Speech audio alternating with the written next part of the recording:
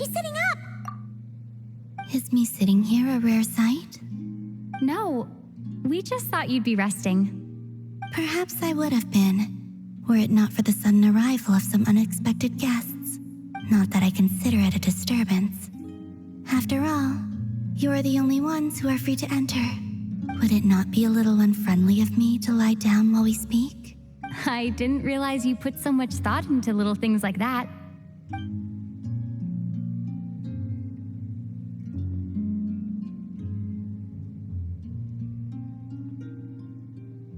Only sometimes.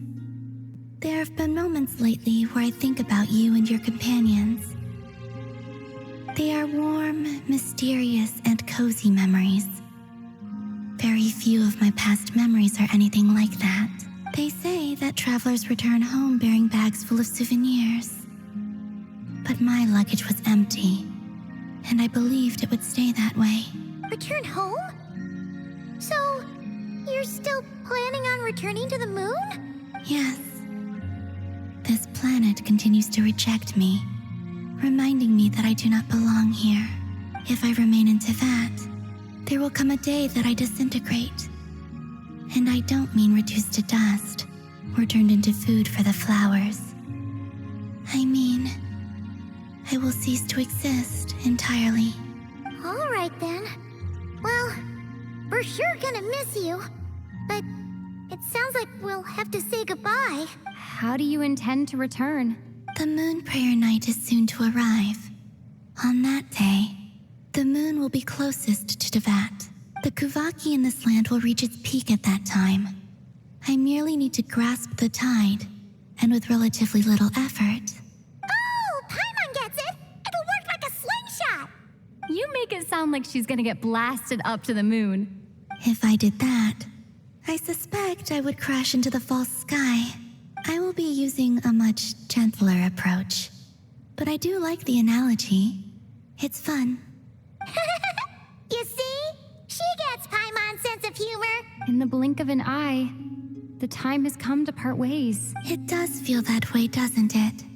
Time seems to fly fastest when you are enjoying it. I have always thought of myself as a wanderer on this earth, and it has never expressed any desire to keep me here. Yet, just as I plan to depart, it tugs at my arm. Is this a gesture of affection? Or is the world mocking me? Oh. Were you hoping I can answer that? Yes. You are a traveler, so you must have a lot of experience in this area. Then, what I would say is, enjoy the moment. That's right! Don't overthink it! Happiness is happiness and joy is joy! The point is to enjoy it, not analyze it! I see.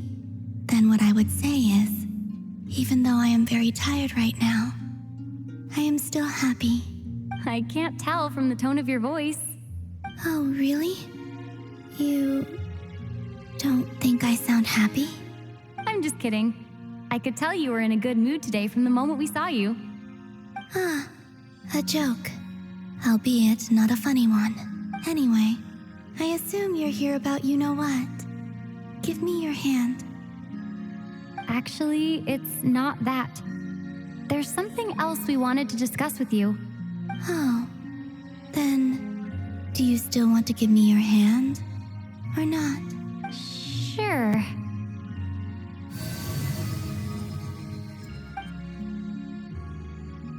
Thank you.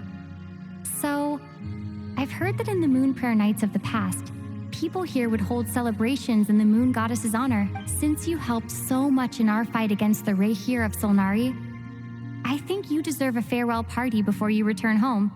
I haven't asked everyone else for their opinions on this yet, but I'd like to invite you to join the upcoming moon prayer night. I've never joined a moon prayer night before. I'm not sure what I would even do. Oh, don't worry about that! We take care of everything! All you need to do is show up. Of course, there's no need to force it if you're not feeling strong enough. It's just, this kind of felt like a golden opportunity. But they call me Kutar, and the Fatui have an arrest warrant out for me. I shouldn't appear in public right now. I'll make it work. You have my word. Yeah, we got your back. Well, she does. Paimon's actually not too sure what she's planning. All right, if you're sure. I will not refuse your invitation. I suppose it wouldn't hurt to pack a few more sights from this world into my suitcase before finally learning what my homeland looks like. Oh, if you see Lauma, please tell her that my answer to the question she asked me is neither yes nor no. Rather, it is, there is no need. That was kind of cryptic, but sure. Guess it's between the two of you. We'll pass along the message. Bye for now.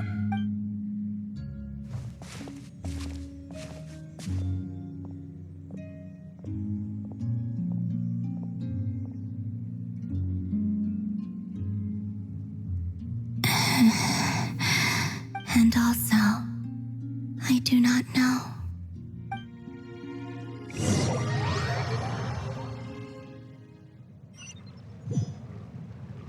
Since she's agreed to join the festival, let's go see who else wants to take part.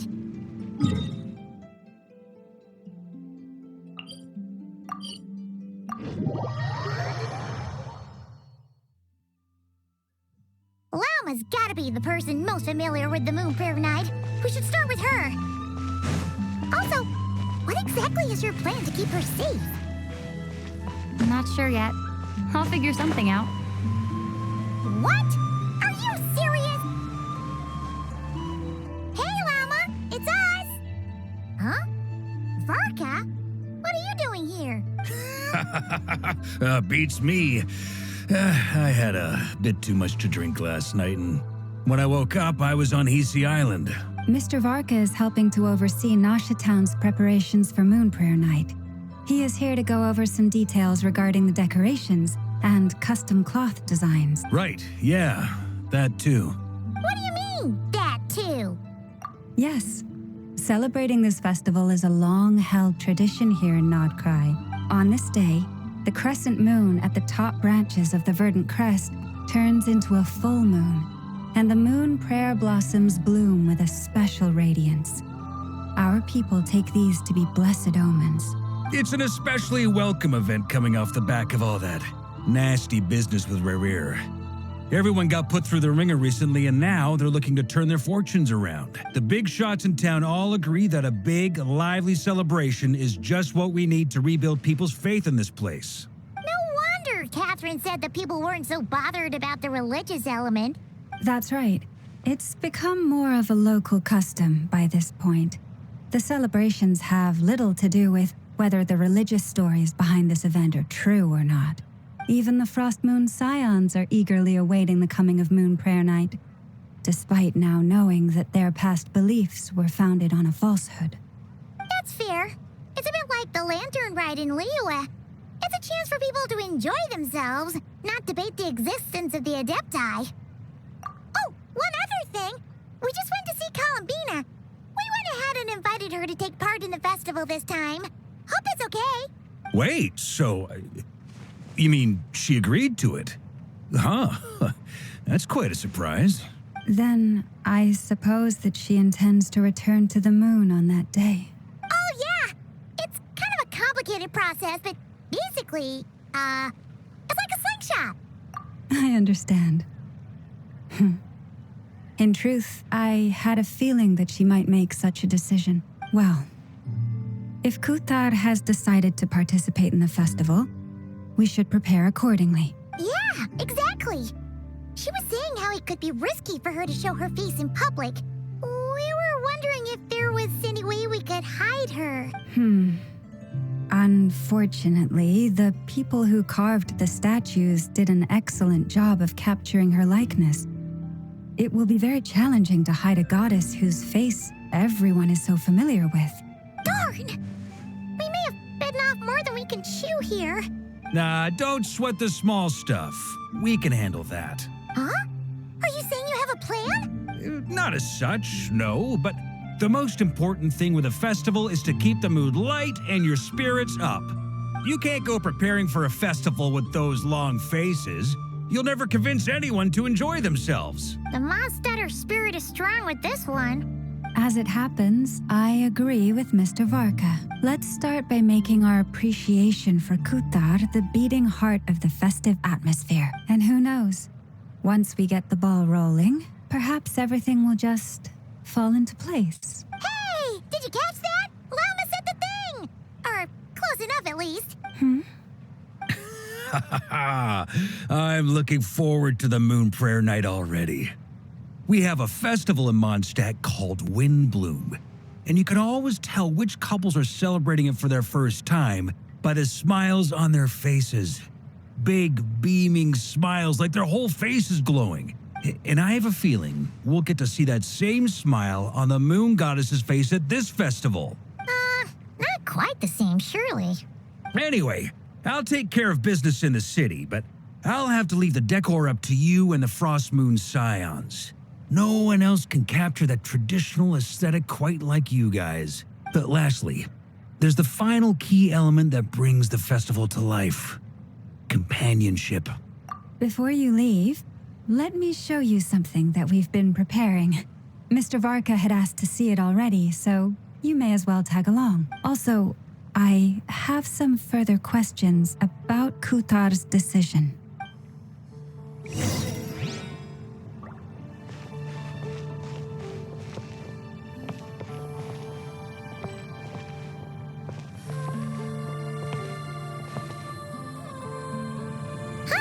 What's this? They sure look like they're having fun. I believe so. Kuhenki seem very skilled at playing drums like these, although I'm not sure where they learned it from. Maybe it's an innate talent? In their eyes, they're probably just playing with toys. Wanatar! You want to play too? Yeah. She looks more confused than anything. Maybe we can teach her next time if we get the chance.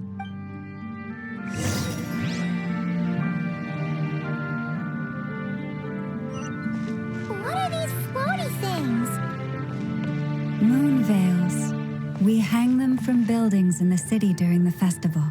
When you look at the sky through them, it creates a lovely misty effect.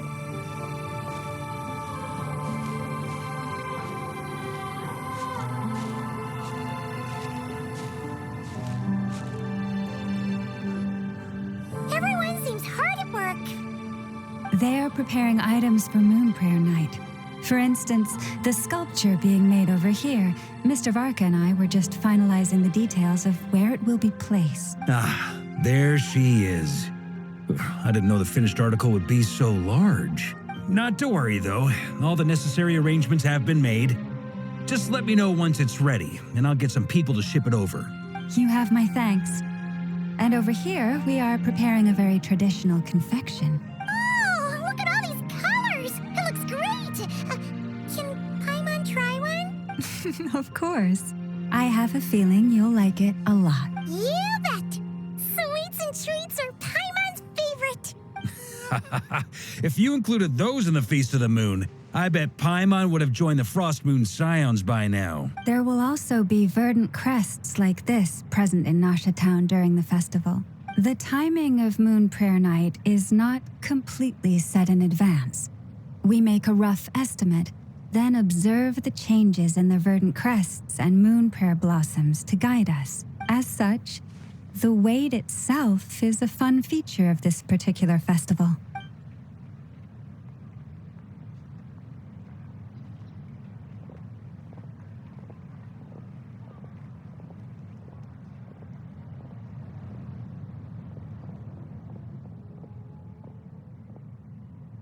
Let's talk here. To tell the truth, I am very surprised to hear that Kutar is willing to participate in the festival. I once asked her if she'd be willing to stay with the Frost Moon Scions. I could introduce her to everyone, and we could be a family to one another. She did not answer, but she has not appeared here since. I took this to mean her answer was no, but if that were the case, she would not have accepted this invitation. I see. Maybe she is right. Maybe the Frost Moon Scions of today no longer need a moon goddess. But my wish was not for her to come here and be worshipped as a deity. I simply wanted to offer her a place to stay. I'm sure she believes that showing herself here might invite Fatui intervention, and as such, she does not wish to cause us trouble. But what really pains me about all this is that this is her birthplace. She ought to belong here, yet no one has been able to grant her shelter. I think I'm qualified to weigh in here. When someone's about to depart on a long trip, what they need is blessings, not burdens. We should wish her the best, not make the journey harder than it are. Anyway, she's agreed to attend, hasn't she? All we need to do is simply respect her decision. I see your point. Yes, she will soon depart after all. Our job is to leave her with some happy memories. Besides, who's to say her journey to the moon is a one-way trip? It's not like she can't come back and visit if she wants, right? Paimon agrees wholeheartedly. Festivals are all about having fun, so let's keep it simple.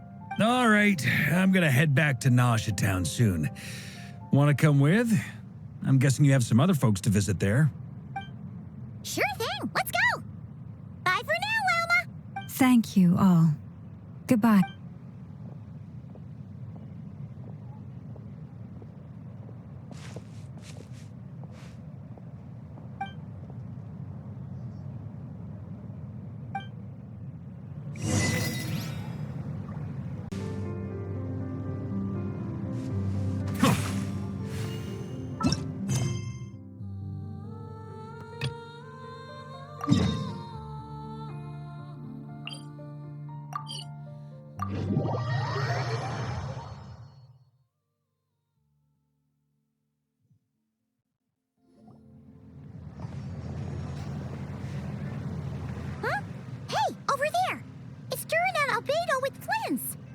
What could they be chatting about?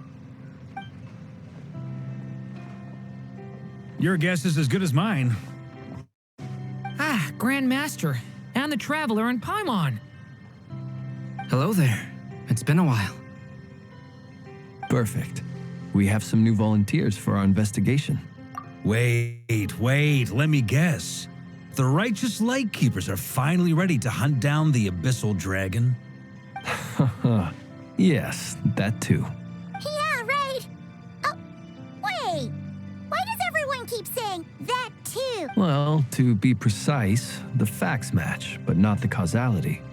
Wait, so I guessed right? Half right. Don't act so impressed with yourself. Maybe I can explain.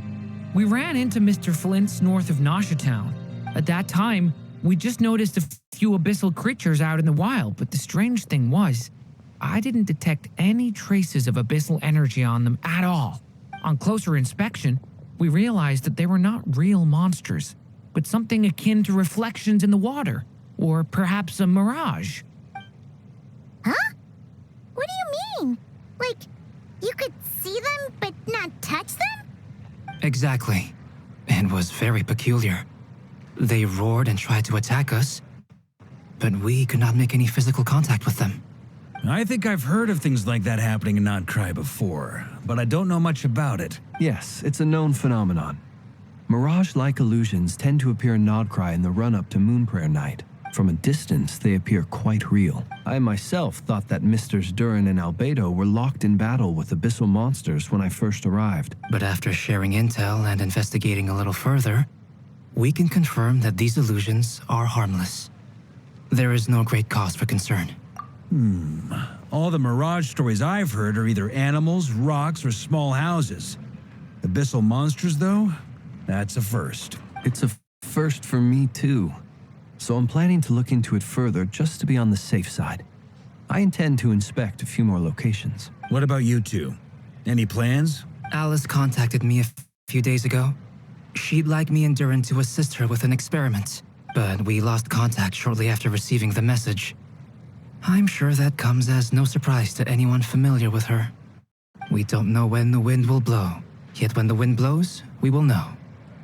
That, in a nutshell, describes how Alice operates. Yeah, that tracks. Okay.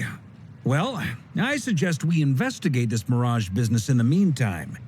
It's piqued my curiosity, and I'm pretty sure I know someone who will already be 10 steps ahead of us. Well said. Right? Whatever's happening in Nod-krai, she always seems to be the first one to know. Let's go see what she knows. We can invite her and her staff to the festival while we're at it.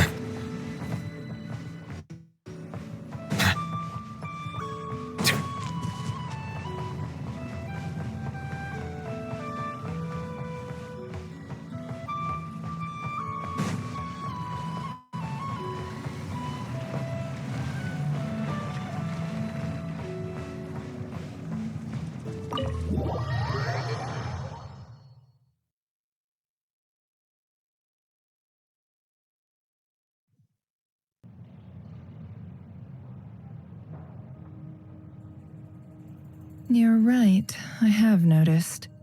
There's certainly something a little fishy about this situation. Only a little, though.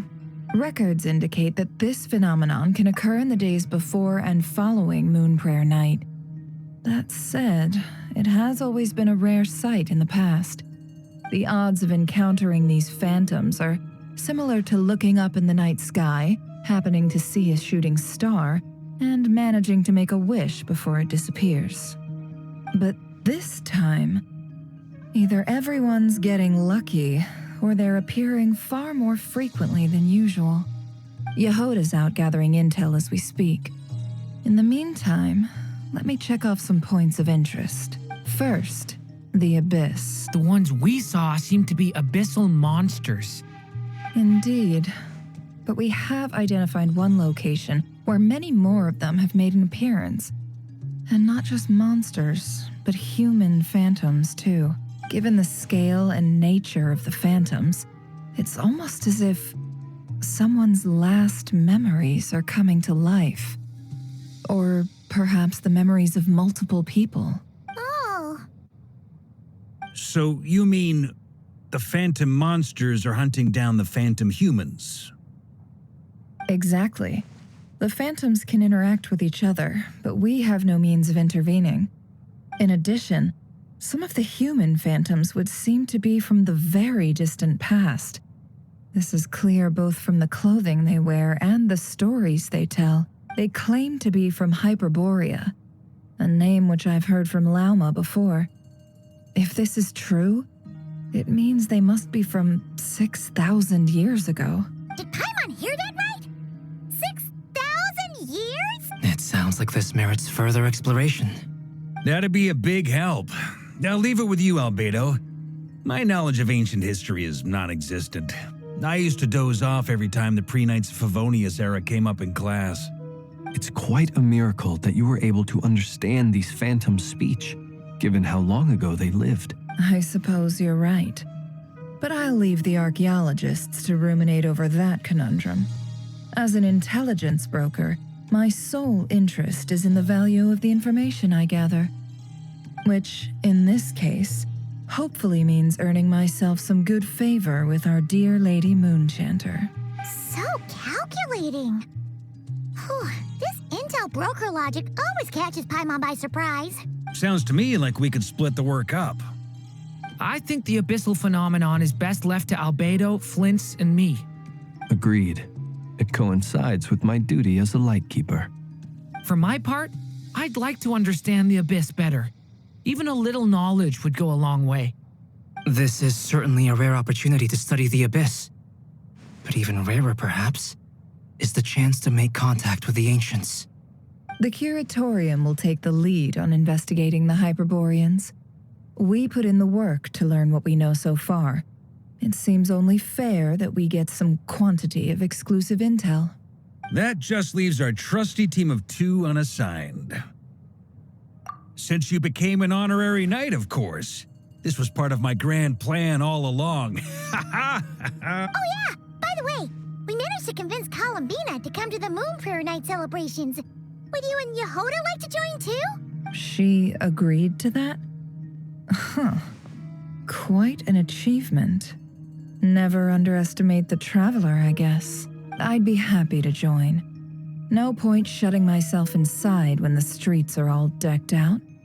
I doubt any clients will be visiting during the festival in any case. And Yehoda loves a party, so I'm sure she'll jump at the opportunity. No.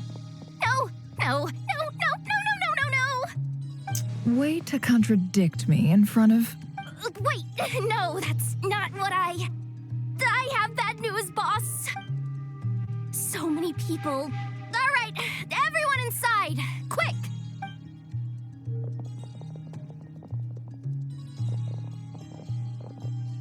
This is gonna sound crazy, but hear me out. I saw one of those phantoms at Star Sand Shoal, and it was some sort of flying ship.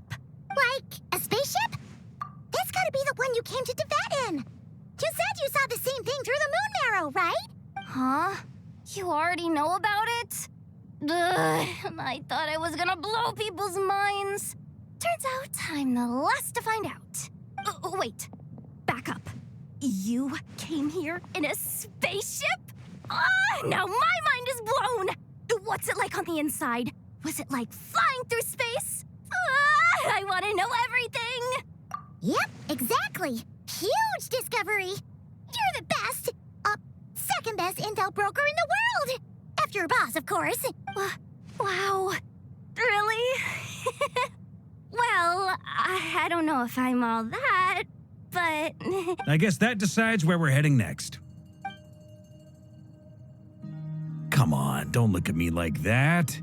I know the spaceship doesn't have anything to do with me, but you don't want to leave me as the only one twiddling my thumbs, do you? Please? Fair enough. You can tag along. In that case, let's meet back here to discuss our findings once we're done. I wish everyone a productive investigation. You too.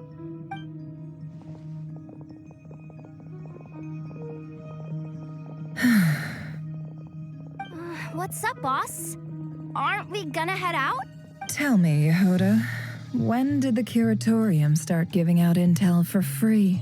Oh, sorry, boss.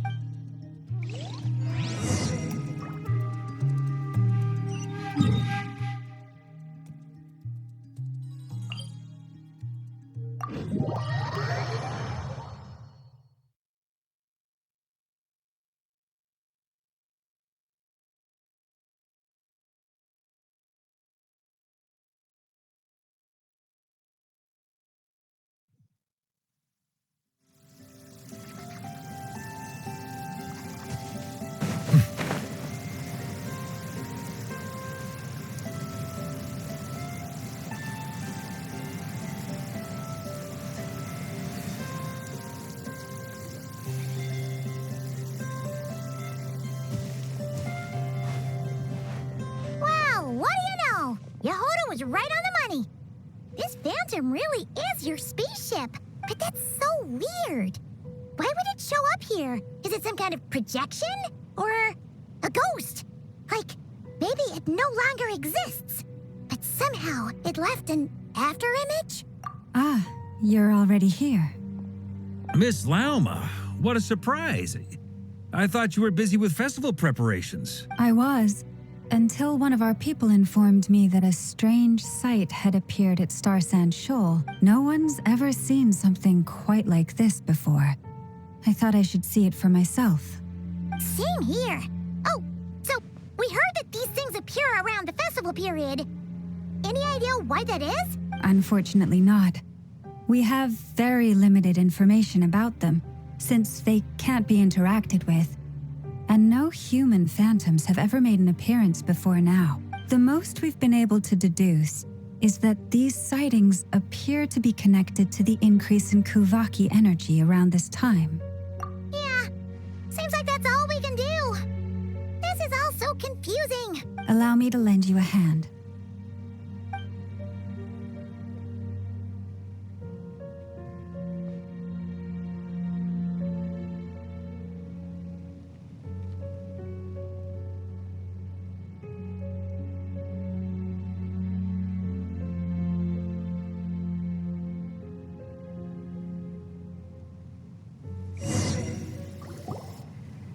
everyone. Our friend here should be able to provide us with some information. Is that a phantom rhyme-horn deer? I've heard about how the Frostmoon scions live in harmony with the animals and can even communicate with them. That's coming in handy now, for sure. Okay. Yes, I understand. Then how about this?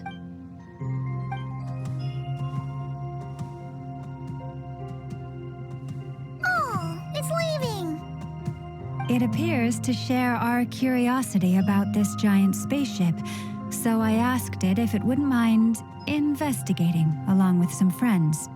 In return, I told it about some nearby spots where the wild fruit grows abundantly. We may live in a different era from these phantoms, but I trust that the terrain, climate, and ecology here are more resistant to the effects of time than some things are.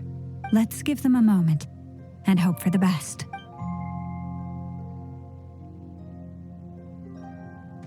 All back together? Must have been a lot of fruit. Indeed. Now let me ask them some questions.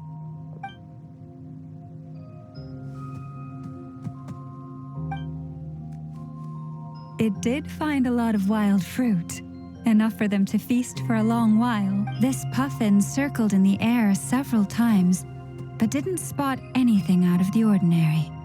Certainly nothing to do with the spaceship. Huh. Well, it definitely makes sense to get a bird's eye view. Indeed. Other than that, I was also thinking that the world these phantoms see is also different from ours. Oh, I get what you mean. The wild fruit exist in both times and spaces, but there might also be things that only exist in that space-time, which we can't see. Good point. Great thinking, Llama. Blunthorn rhinos can use kuvaki to shift great rocks, but this one says it couldn't get that ship to budge by even an inch. The sniffer mole tried too, but despite being a skilled digger, it could not get through. They say that the spaceship looks robust and undamaged. It seems completely impervious to any and all attacks. Whatever lies within is well defended from harm. So, just like us humans, there was nothing they could do about this spaceship either. Yes, still, they deserve our thanks. We are grateful for all your efforts, dear friends. Now go and enjoy your feast. I've noticed some other human phantoms gathered nearby. Come on, let's go talk to them.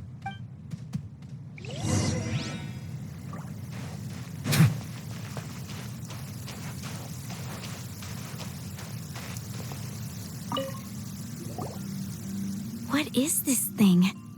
I've never seen it move, and there's no way to get inside. Goodness knows. My grandpa says it's been sitting here at least since his grandpa was still alive. What about his grandpa? Did he say anything to your grandpa's grandpa about it? Huh? I don't know. In all likelihood, it was here back then too. Hard to imagine something this huge could move. Guess that means that as far as they're concerned, this ship's been around a long time.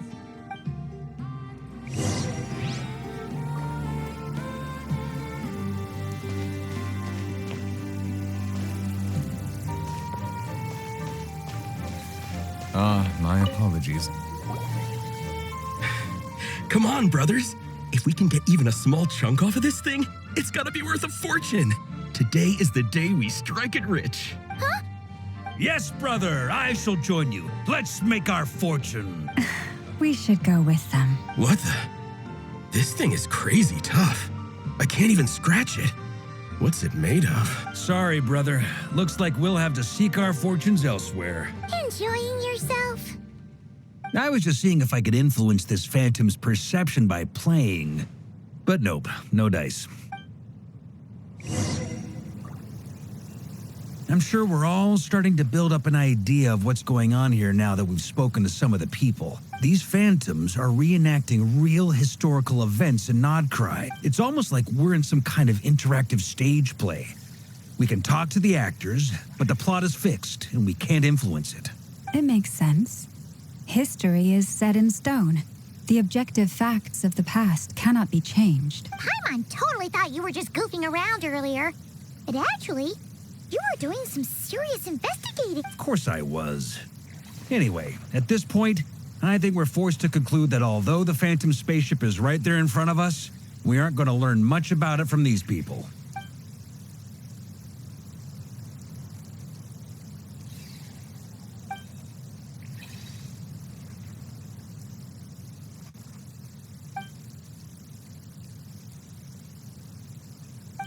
Don't be discouraged.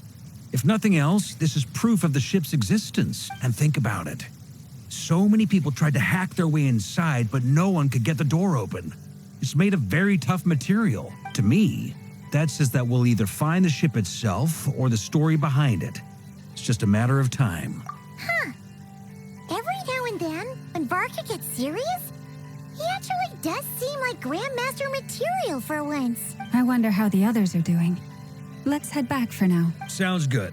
Also, drinks are on me if Team Knights of Favonius is the first to finish. Wait, we have a team name now? Am I in Team Knights of Favonius as well? You're very welcome to join. We've even got a cathedral ready for you. Isn't that technically blasphemy? You wouldn't dare make a joke like that if Barbados was in earshot. Nah, I'm sure Barbados doesn't mind a little harmless blasphemy once in a while.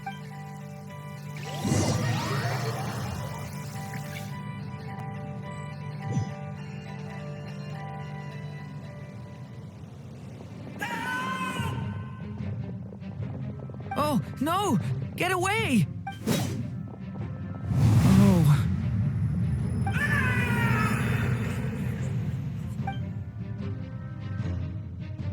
I know it's hard to stomach, Mr. Durin.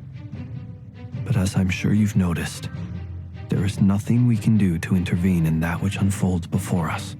But we have to at least try. And try you have. But are you aware of how many unsuccessful attempts you've made now? I wasn't keeping count. I'm afraid this is the 39th failure so far. Or the 5th if we're only counting this particular victim. There are no indications that these phantoms may be altered in any way. You seem to have calmed down a little. I'll make us a fire. You should rest and have some water. Feeling any better now, Mr. Durin? May I ask a few questions? Be my guest. What exactly are we witnessing here? What happened to those people? My guess would be that we are seeing Nod-krai during the Conrian cataclysm. Would that be accurate? Conria. That is correct. As you know, once the abyss senses even the tiniest crack, it floods in and spreads like wildfire. There was a time in the distant past when it permeated all of Nod-krai, causing immeasurable harm.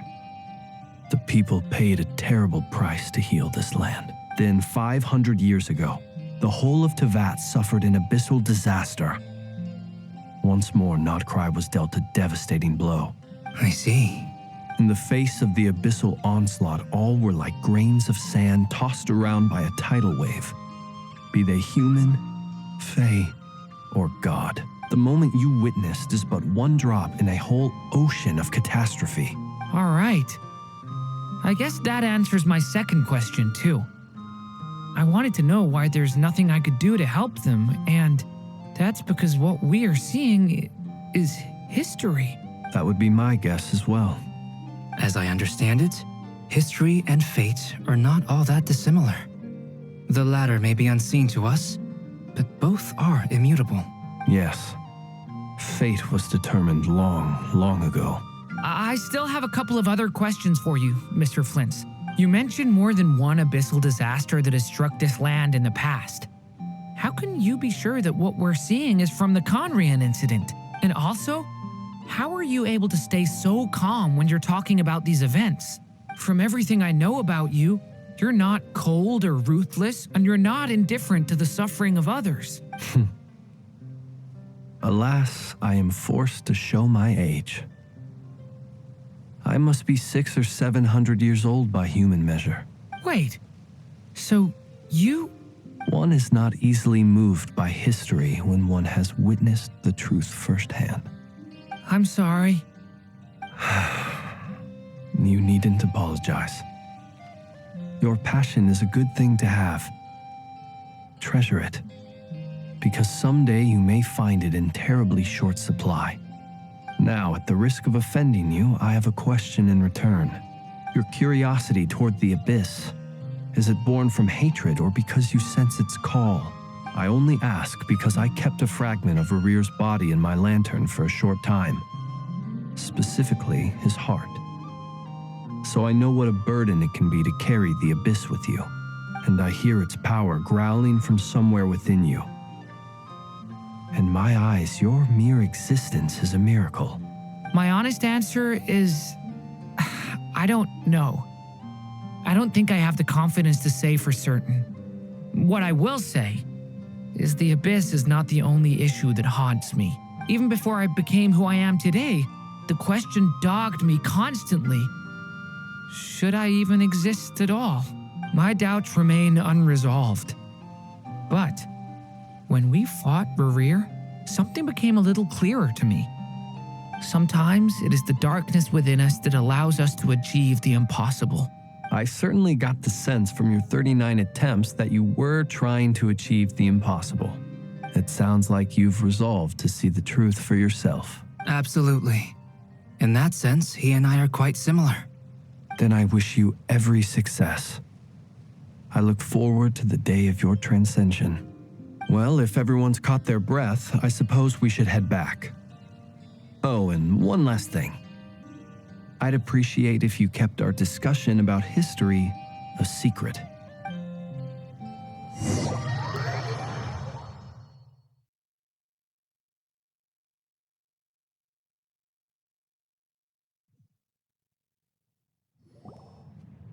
Incredibly, our separate investigations led us all to the same conclusion. Hooray for consensus! Yeah, but we barely learned anything, though. I totally thought this would be the mother lode. Talking with the ancients? I mean, come on! But nope. All we got was useless snippets of conversation. And all this stuff about moons and hyperopia. What a load of baloney. Seems like people back then had a few screws loose. I understand your frustration. We found the same issue. Each phantom only showed a very brief moment in time. There isn't much value to be found in these miscellaneous fragments of a civilization's history, no matter how glorious it may have been. If there's a silver lining, it's that these phantoms are harmless to the present reality. They shouldn't get in the way of the festivities. Paimon agrees. And not just because it's the first thing she understood in this whole conversation. You look disappointed, Nefer. Is something the matter? What do you think? We all worked our tails off, but the only one to gain anything from it was you, Lady Moonjanter. Well, please do share the Hyperborean records with me. I will gladly inscribe them in our people's documents. Oh, duh! Yeah! That was it! Hyperborea! Hyperborea. I'm serious. Only an expert in the Frostmoon Scions and their history can turn these records into valuable research material. The alternative is to let them gather dust on the Curatorium's storage shelves until the pages turn yellow. Nefer, you're wise enough to know that cooperating and sharing the profits is the best course of action here. Well, that goes without saying. Sure, let's do that. Huh? But didn't you say we aren't supposed to give out intel for free? Sorry. Shutting up. Shutting up. Now is not a good time to push Nefer's buttons. Anyway, back to Moon Prayer Night. I'm thinking that we should prepare something a little special, aside from the usual decorations and so on. You mean a parting gift? Can't go wrong with food. Although, does food go bad on the moon? Perhaps a lantern would be a better choice. It might be dark up there. It could prove difficult to light a lantern on the moon. Magical stones might serve that purpose better. What about a clockwork mecha model from Fontaine? I've got a whole bunch at home. I use them for fighting practice in my free time. None of these sound like things she would be even remotely interested in. But we don't interact with her enough to know what she likes. Yeah. It would really save us the guesswork if someone could find out what she's into. Wait, what the? Traveler? They're all looking at you. Great! Haha, problem solved. Now, I need to stop by Dory's. Gonna need her help sourcing a bunch of stuff for the festival. Then let's leave it there for now. We all have our own business to attend to. Traveler, if you find out what Kutar likes, let us know right away.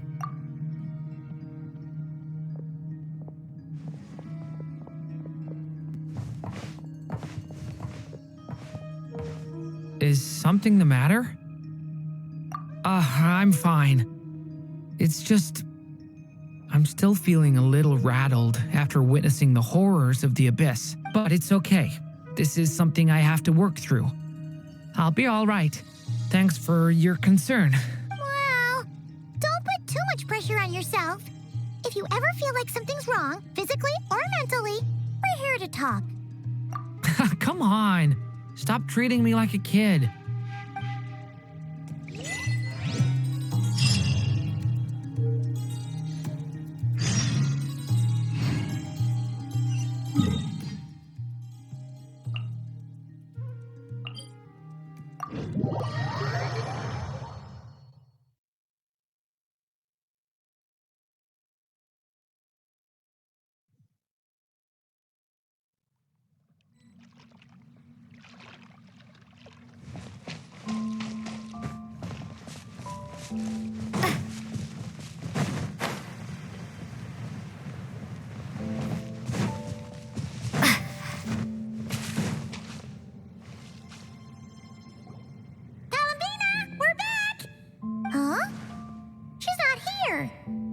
Weren't there a few Kuhenki here last time, too? Where did they all go? Walkies? For Kuhenki? You're not pets, you know. Oh, well. Looks like we just came at a bad time. Let's try again tomorrow. There's still a few days until Moon Prayer Night, so we're in no rush.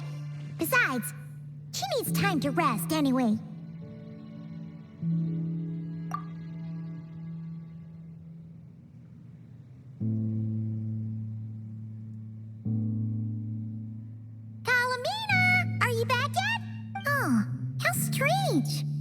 Looks like she still isn't here, right?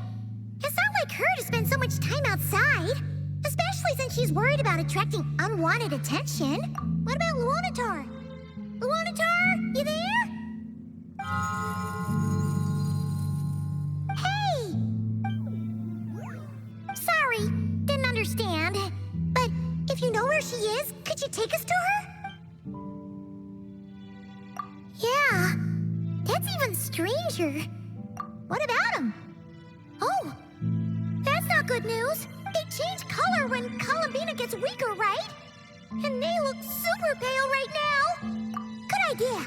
She might know what's happening.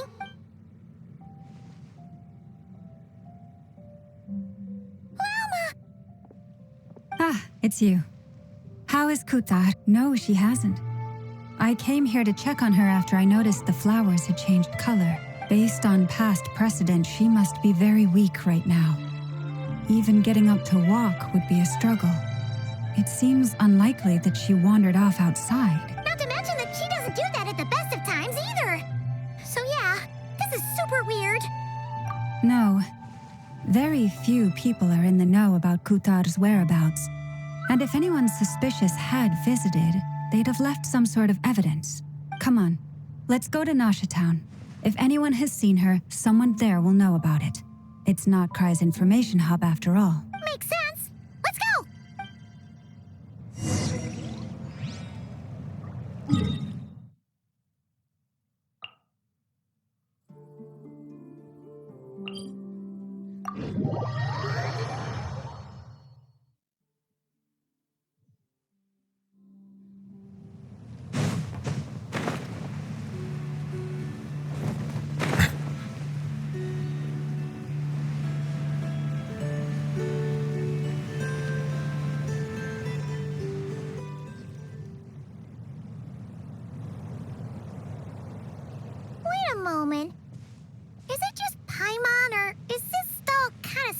suspicious. Has never been here before, right? No, I don't recognize it.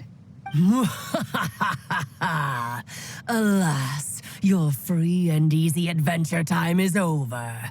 Now, prepare to face the final boss of Nod-krai. Whoa! Where'd that voice come from? Not sure, but it's definitely hostile. No, not that way. The final boss is right here. The sniffer mole? That's the final boss? Surely not. Also, Okay, the jig is up. I'll stop teasing you. Turn around. I'm right behind you. It seems I've managed to leave quite an indelible impression, even though you've never seen my face. Oh, nothing could make a great mage more pleased with herself.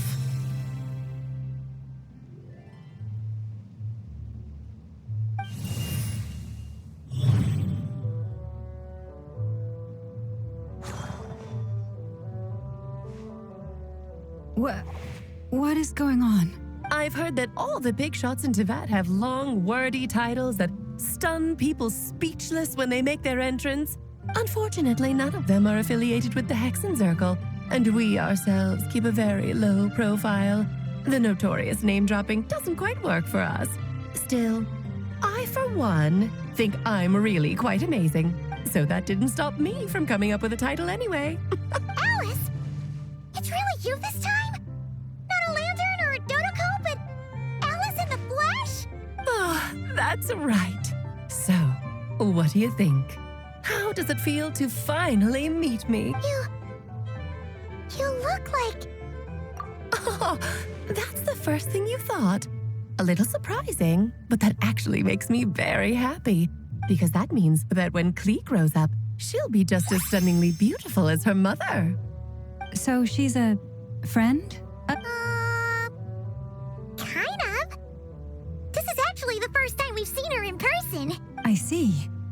Madam Mage, that was, quite a powerful entrance. I certainly won't be forgetting it anytime soon. It's okay, Lauma, don't force it. Paimon will do the honors. This is Alice from the Hexenzirkel. She's a friend of ours. And of Arcus, too. That's right. She's a good person, just kinda... unpredictable. Well, what is the human heart if not unpredictable? Hmm? If we could not do as we please, how would we differ from machines? I am Lauma, Moon Chanter of the Frost Moon Scions. It is a pleasure to meet you. Oh, I know. Before you got here, I spent a good, 15 minutes getting up to speed on Nod-krai's present situation. In other words, I've read the whole in the last episode part, so we can skip the pleasantries. Fair enough. Well, Miss Alice, I can already tell that you have quite a unique personality. He'll get used to it. Paimon sure is. So anyway, what are you doing in Nod-krai, Alice? Oh, I thought I told you already. This time, I'm the final boss. And what a formidable foe I shall be. Powerful, confident, decisive, and good luck finding my weak spot. You will never succeed. Oh, drat. My one weakness, and you found it in an instant. Fate has been dealt a devastating blow. Thus falls the great Dodo King. Why are you playing along with this nonsense? For funsies, of course. What's wrong, Paimon? Are you disappointed in me? Am I a gigantic letdown? No, it's just... you seem like a busy lady. And this is the one time you've shown up in person. Paimon figured it would be for something more high stakes than just goofing around. You're quite right. I'm here in Nod-krai because something big happened. Something big enough it caught the attention of the Hexenzirkel. It concerns the 3 moons, Teyvat's borders, and of course, the moon goddess you are currently searching for. Kind of. Why don't we discuss this over a pot of tea? My main reason for coming on this trip to Teyvat was, of course, to have some fun. But I do technically have a job to do as well, namely, maintaining the stability of Teyvat's borders. I'll skip over the complicated parts, but to sum it up, abyssal energies are all that lie beyond Teyvat's border. we'd find ourselves in a real pickle if they ever made it through. And the phantoms you've been seeing are a sign that the border has been disturbed. Ah, no wonder they tend to show up around Moon Prayer Night. Is it because the real moon is now so close to us that its power can cross the border? In part, but only a negligible amount passes through. Just enough to influence the verdant crests and so on. And as you've noticed, there has been an unprecedented number of phantoms appearing this year. The influence of the moon beyond the border cannot explain this. No, there is another far greater factor at play, the trilunar syzygy. A trilunar syzygy? Eons ago, before the heavenly principles came to Devat, it was the then 3 moon goddesses who controlled the laws of this world. Oh, that's exactly it! The 3 goddesses split these powers amongst themselves, promising never to consolidate them into one singular body. This was meant to keep the world stable. But, fast-forwarding to the present, the eternal moon's marrow is with you, while the iridescent moon's marrow, which should never have appeared in this world, has been retrieved. Add that to the presence of a moon goddess in the flesh and... the power of all 3 moons is gathered here in Nod-krai. There hasn't been an event like this since the War of Funerary Flame, and it's having a noticeable effect on Tevat's borders. Because I wish to give my darling daughter a peaceful, sunny environment to grow up in. Is that a good enough reason? Kinda sounds like you're dodging the question, but it does make sense. Well, that's one reason anyway, and the most important one. The others are a little complicated to explain. For instance, cleaning up after dearest Miss R. Albedo could tell you more about that if you're curious. But right now, I have a more important question to ask you. Why are you collecting the moon marrows? I see. Nicole told me about that legend once. Nicole? You mean Mage Anne? Oh, so you remember. Yes, of course. That was a story about fate, her area of expertise. But back to the story of our dear moon goddess. I'm afraid her intended method of returning to the moon is unlikely to work anymore. What does that mean? She may be missing, but she hasn't gone anywhere. She has disappeared.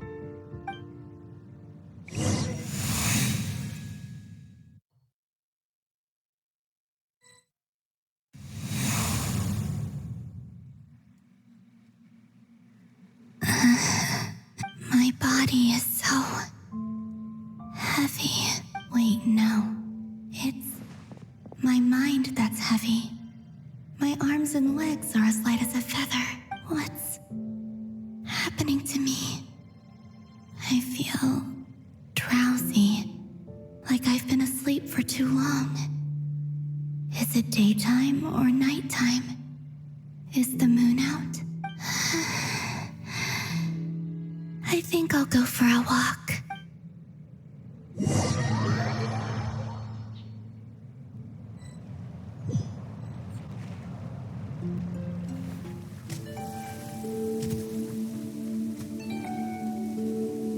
Are you out for a walk too?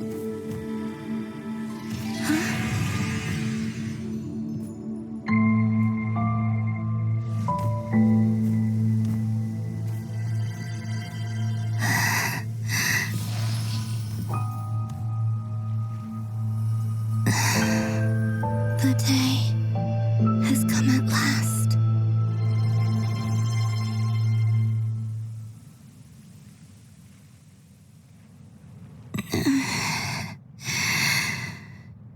Have I grown so weak that I can't even sustain my physical form?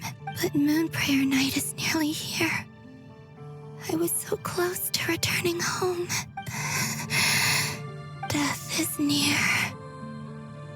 Is this how it ends for me? Will I return to the moon after I disappear? Or... I don't want it to end like this. So far, at least, I still exist. Even if not physically, I can still feel, but as my power wanes, I'm sure that too will fade. I suppose I might take one final look at this world. The world where I was born.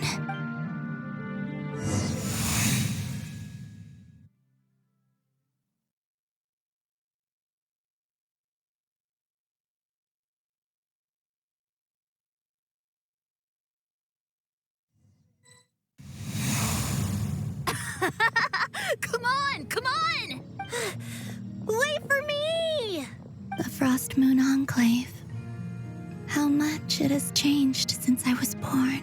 These decorations, they're so heavy. It's times like this when you kind of wish men could be priestesses and acolytes. How fascinating. I've never had the chance to be privy to people's private lives in this way. In the past, people would get so solemn and serious the moment I showed my face, like they were frozen stiff. Karina, Lametti, it's time to eat. Coming. I want to watch them a little longer.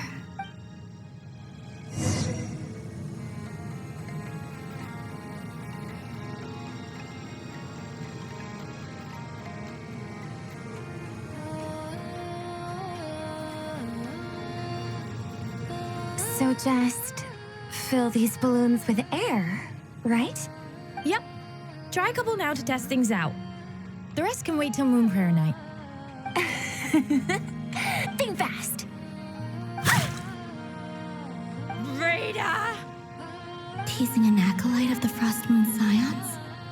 Surely that's a punishable offense. Take this! Huh? All right, enough horsing around. Lady Lauma gave us a task. We should get back to it. The task is just to check that the balloons don't leak, right? Doesn't matter if we fill them with air or water. Yeah. Okay, you got me there. And you got me there. But still, we can't use all the balloons before the festival even starts. We won't use all of them. And as long as Lady Lauma's trusted acolyte doesn't snitch, this can stay as a little secret between friends. A couple more can't do any harm, right? Oh, you menace. Then, think fast! Is pumping a balloon full of water really so much fun?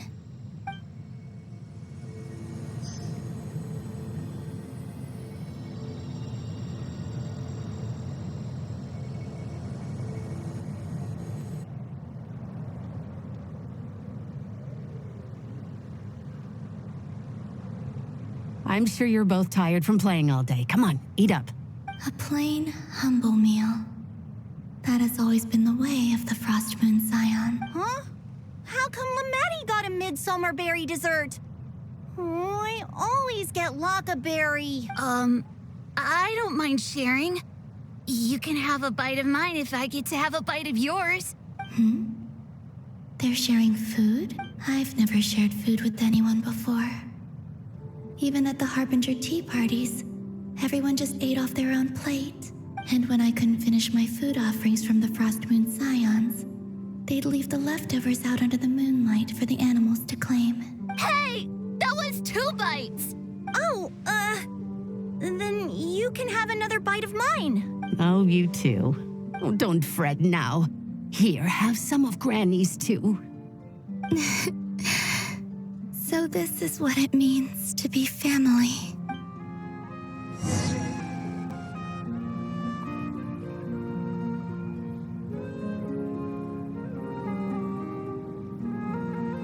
I'm seeing so much that I'd never usually get to see. They'd never act like this when I was around. It's nice, being able to just watch people in peace in these final moments. What a rare opportunity. I think I'll go take a look around Nasha Town, too. Maybe the Traveler will be there.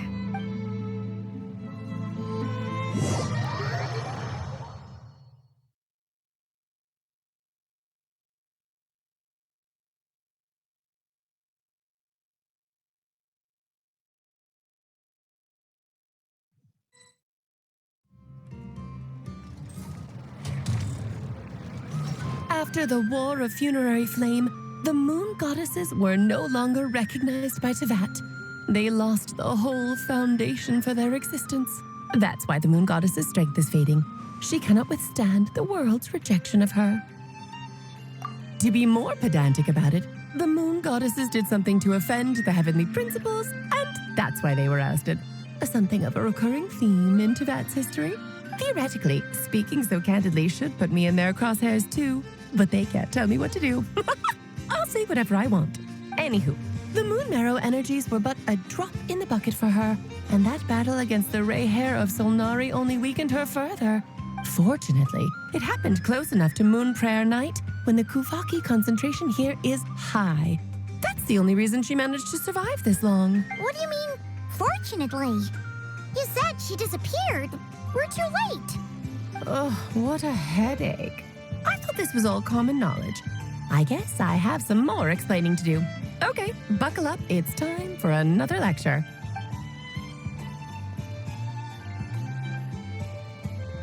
Now, I said earlier that the moon goddesses lost the foundation for their existence. The reason for that has to do with the natural order. Basically, the rationale for their existence in Tevat was lost. The same logic applies to the present moon goddess too. Consider her existence so far. Her comrades in the Fatui called her Damselette, and she was worshipped as Kutar by the Frost Moon Scions.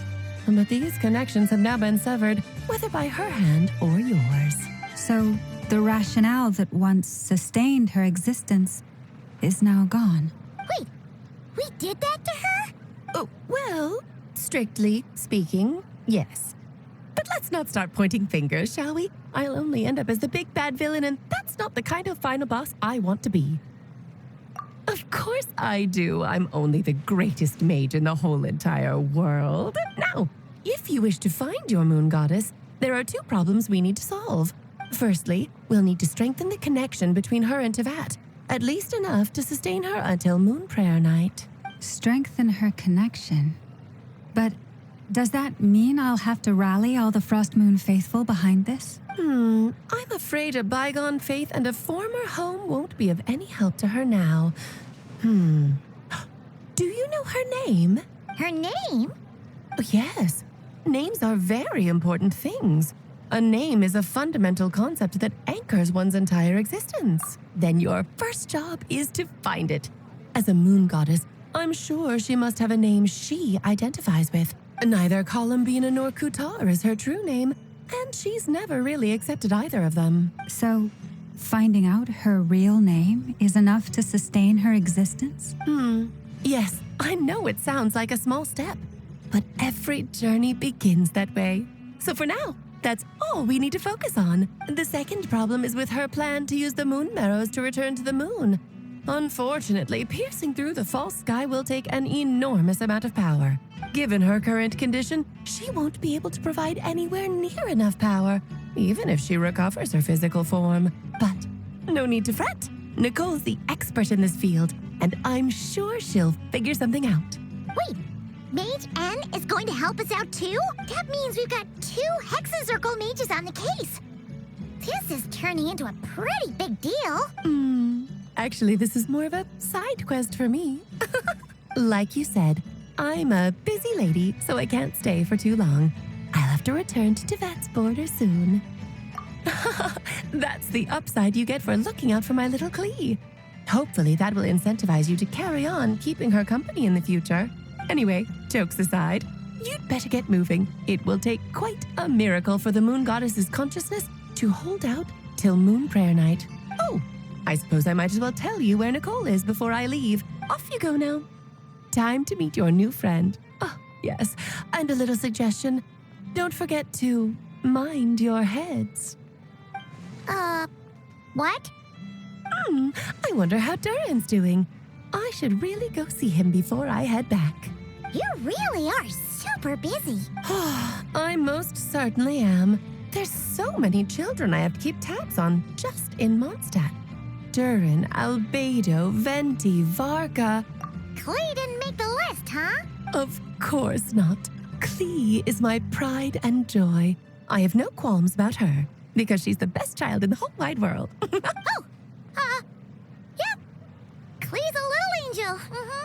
I'm glad you agree. Well, all the best. See you when I see you.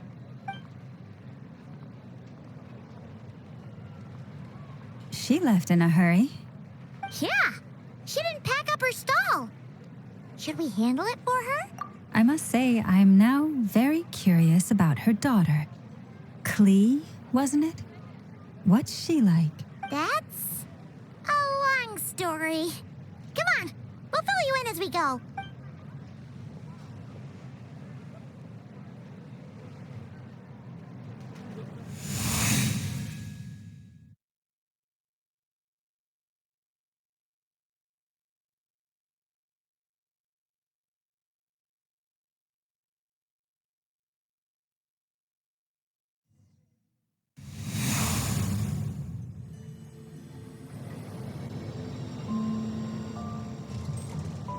What a lively place. I've never experienced Nasha Town like this before. Hey, you old geezer! Your hammer's rusted through! Who are you calling old geezer? Are they quarreling? I'm looking right at him! You've really gone downhill since giving your daughter free rein in the workshop. Can you even swing a hammer anymore? It shouldn't take you days just to fix a single chair. You might as well use that hammer to massage my back for all the good it's doing. Don't run your mouth, or you'll get a back massage that'll put you in bed for the rest of your life. Look, the materials haven't arrived yet, all right? You know how busy it gets in the days before Moon Prayer Night. I'll bet you send all the materials to your little princess. Blood's always thicker than water, huh? All right, you've made your point, Uncle Koski. As soon as the materials arrive, fixing your chair will be the #1 priority. And Dad, if you've got time to chat, why don't you lend me a hand, See? Lolka knows what the score is. I guess they're friends. But the way they spoke to each other was so ugly. Then again, it wouldn't be the first time I've seen something like this. Columbina! Sing outside my door in the middle of the night one more time, and I'll unscrew your vocal cords. You hear me? Oh, Centrone. So that was her way of trying to be friends with me. What a pity. I won't get the chance to say any ugly things in reply.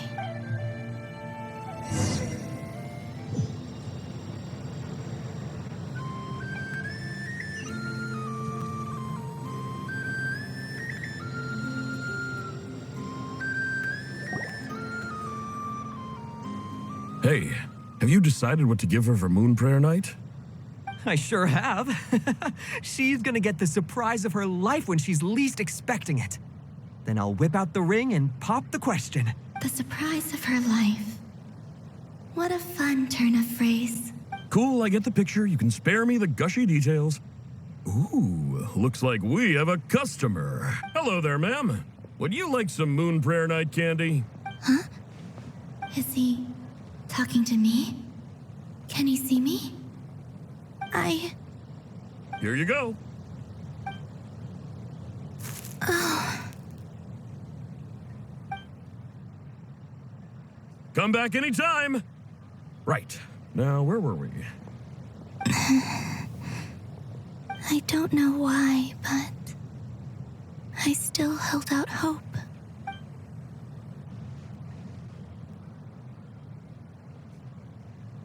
The most important thing right now is to find that mage.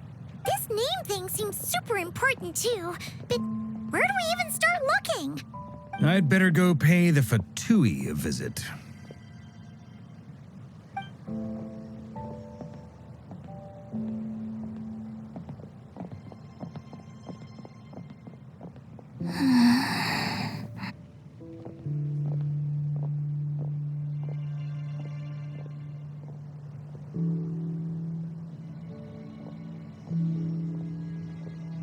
Columbina?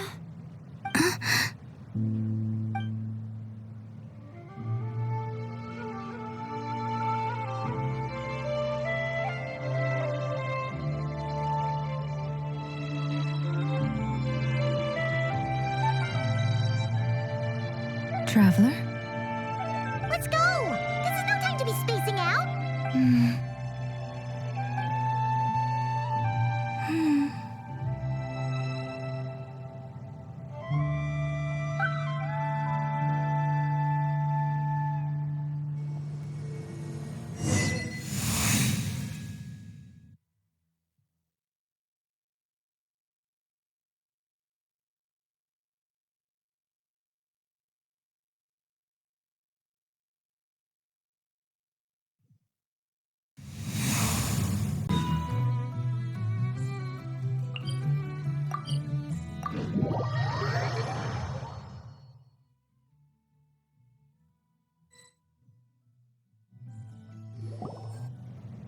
Where are they going?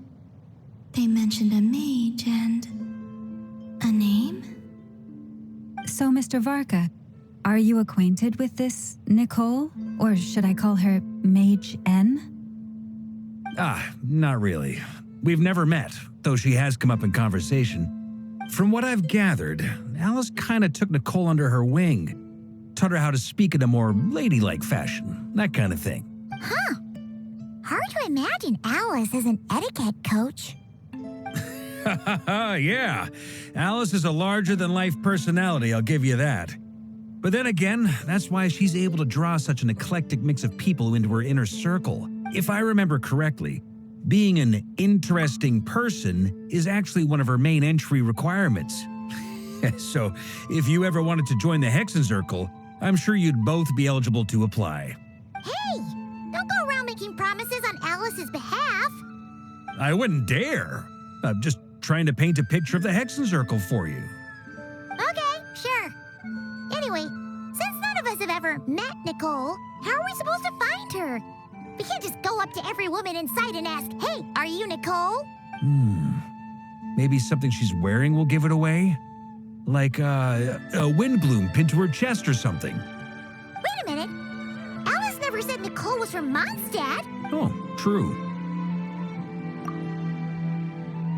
That would be this young lady, then?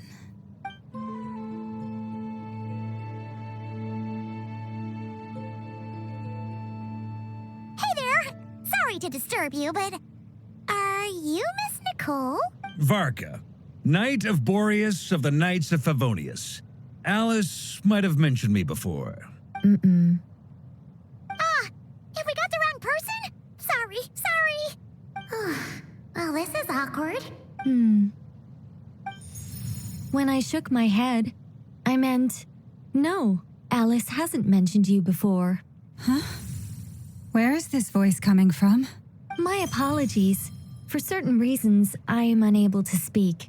This is the only way I can communicate with you. It might take some getting used to, but I hope you can understand. Hey, it's fine.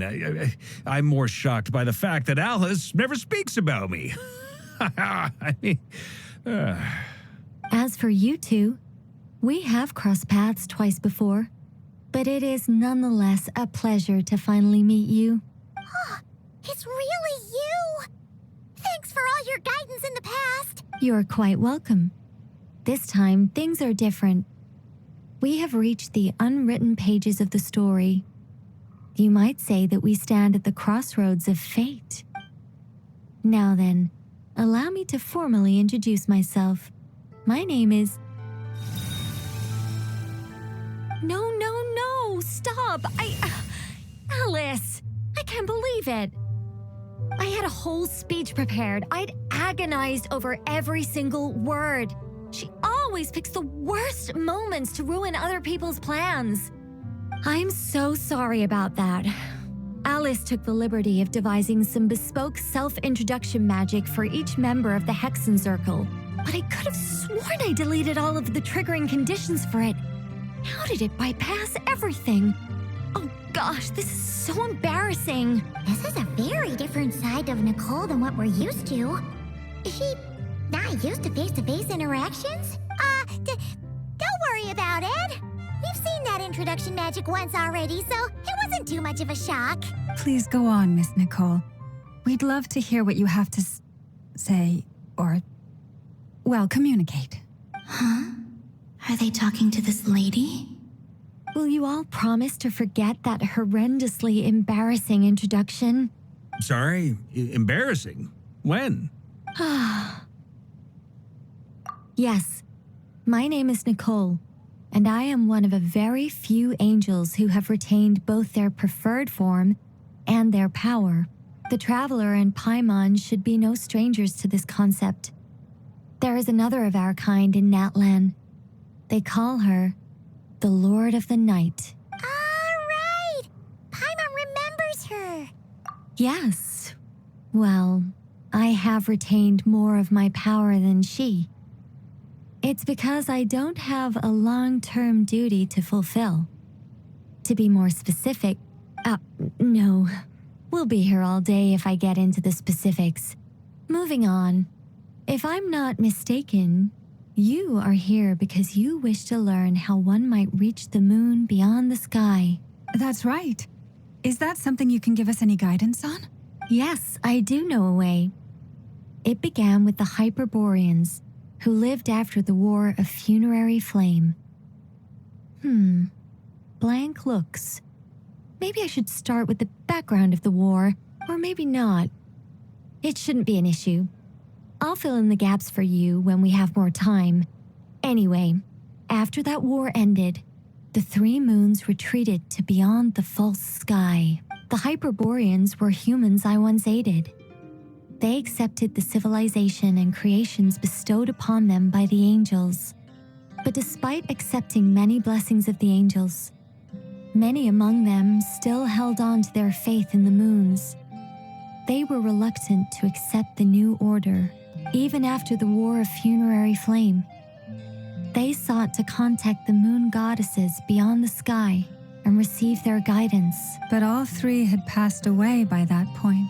This mage has a unique method of communicating. Is she talking about the moons? Yes, but they did not know. And so, still they prayed for the moon goddess's mercy. After building titanic structures that consumed vast amounts of Kuvaki, at last they glimpsed the moons and heard their voices. But of course, they were gravely disappointed. For it was then that they realized the three moon goddesses were dead. Oh, that's such a sad story. It is. Humanity was in a very sorry state at that time. The angels who had once aided them were gone, and the War of Funerary Flames had left them homeless and destitute. Just a second, I gotta ask. How relevant is all this history to the task at hand? Well, I mean, it's... Okay, it seems we've drifted into irrelevant narrative waters. It's been a while since I've had the chance to speak inside someone's head. As soon as I got started, I lost control and the words just flowed out like a waterfall. What I'm trying to say is... Right, yes, that's it. The relevant part is the ritual created by the Hyperboreans. The fact that they bypassed the false sky and saw the true moons implies that they successfully built a connection between Tevat and the outside world, which means, with enough Kuvaki and a sufficiently stable connection, it should be feasible to send one person over the border. Okay, so they built some kind of portal? Oh, yes. A portal. Yes. Is something wrong? You sound disappointed. I just didn't expect you to summarize it so well. It turns out I could have said all that in one word, if only I'd managed to think of it. No, please, it's fine. This is invaluable knowledge. I'll be sure to record and preserve everything in writing. Oh, really? Well, in that case, I suppose I could backtrack and add some more detail. I did gloss over a few things so far. Whoa, time out. Let's summarize what we've got first. The Hyperboreans were the last ones to use this method, right? So we somehow need to find whatever structure they built and make sure there's enough Kuvaki to power it up. Luckily, we have the moon marrow of both the eternal and iridescent moons, so we're all good for Kuvaki. Which means the key issue we need to focus on is finding the place. Am I right so far? Yes. Although I expect the structure is long gone by now. That said, what if we could take advantage of the phantoms to travel back to a time when it still existed? Well, travel back isn't quite accurate. It's more like we'd be creating a handshake between 2 points in space-time. We wouldn't even have to pick a time when it still existed. It could just be a time when it still appeared in phantom form via projection, or we could project our own phantoms, fold them together, You look lost. Was that too hard to follow? Yeah, things got a little, technical there. Paimon's brain is reaching capacity. All right. Let me think about how to put this more simply. Okay, got it. Over the next few days, I'll search for phantoms that we can use. Once I find one that meets the criteria, I'll let you know and we'll regroup. By completing certain rituals, specific individuals will be able to enter the phantom and make it to the Hyperborean structure. If everything checks out and it looks feasible, we'll just need to wait for Moon Prayer Night, and we can send the moon goddess back home. I'm really skimping on the detail here. Is this making any sense at all? I think so. For now, we'll just wait to hear from you. Yes. Basically. Great. Counting on you. In the meantime, we'll focus on finding the moon goddess's name. My name? Are they looking for a way to stop me from disappearing? Excuse me, Miss... Go on, Miss Nicole. This conversation was a little all over the place. I didn't catch your name. I am Lauma, of the Frost Moon Scions.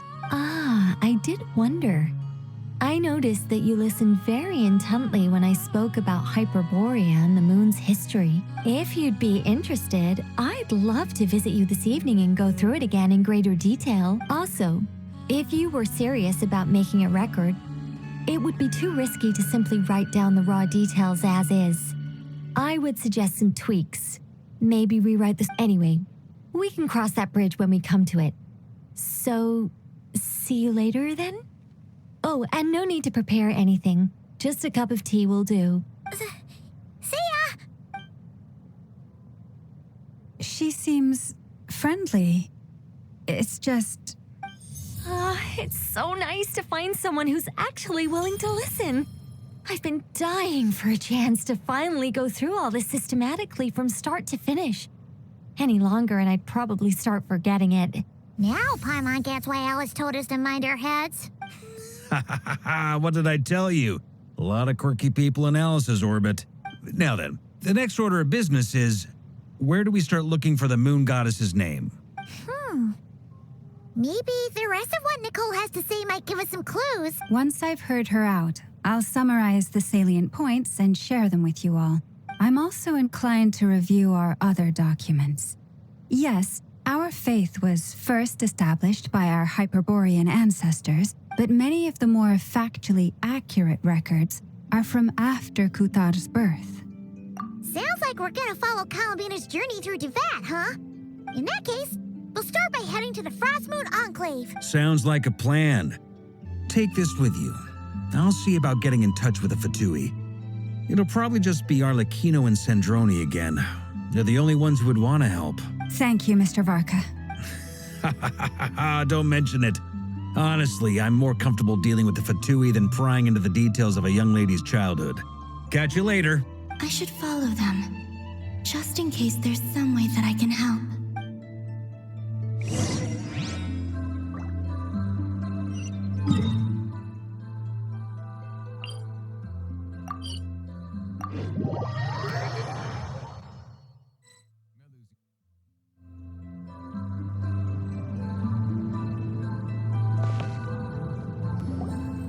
A while ago, I took the time to organize all documents in our possession that pertain to Kuthar. What you see here is the material I consider reliable. You're saying there's unreliable material too? Yes. Most of the information we have was transmitted through an oral tradition. Inevitably, some of her stories were mythologized and deified over the years through countless retellings. That's why I organized them into reliable and unreliable.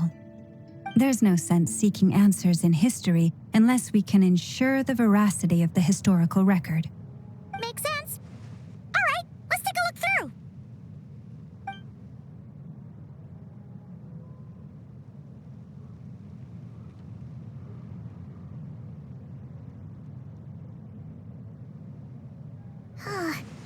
Almost all these records refer to Kutar instead of Columbina. Although neither of those is her real name. Paimon's not sure what point she's trying. What we can gather from these records is that the Frost Moon Scions worshipped her as a god, placing impossible expectations upon her. I cannot fault them for their earnest faith, but for all their devotion, worshipping her day in, day out changed nothing. I imagine that none of it resonated with Columbina. It wouldn't surprise me if, even back then, she had already begun to reject the name Kutar and everything it represented. Lama speaks the truth. When I heard them call upon Kutar with hope and expectation in their voices, they may as well have been calling upon somebody else. Well, that's a bit complicated. I looked at the level of detail, perceived authenticity, prose style, and how realistic their portrayal of Kutar seemed to be. Amongst the Frost Moon Scions of today, only I know of her existence, and I alone have spoken to her face to face. As such, I know that there are certain things she simply would never do. That being said, I have sensed some changes in her lately. Changes? Me? Seems like this is getting us nowhere. For what it's worth, why don't we check the unreliable sources too? Sure. Give me a moment.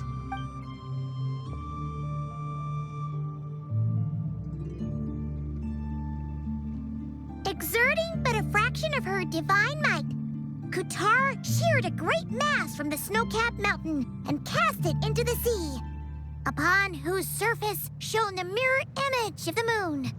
Thus was formed the island of Hisi. Yeah, right. That doesn't even begin to pass the sniff test. The 3 moons are naught but lies through and through. Only one moon has ever shone for us, and Kutar is her name. The vast majority of ancient texts are filled with fanciful tales like these. I trust you understand my criteria a little better now. Kutar did not speak, merely gazing into the distance in silence. And where her gaze landed, this was her prophecy. Clearly, whoever wrote this text never even met Kutar. Otherwise, they'd know that her eyes are always closed. What about you, Traveler? What are you reading? Come on, let Paimon see. The child wished to build a wooden nest with which to shield a fledgling bird from the cold. But being so young and lacking in strength, the child could not snap the branches from the trees. Kutar was passing by.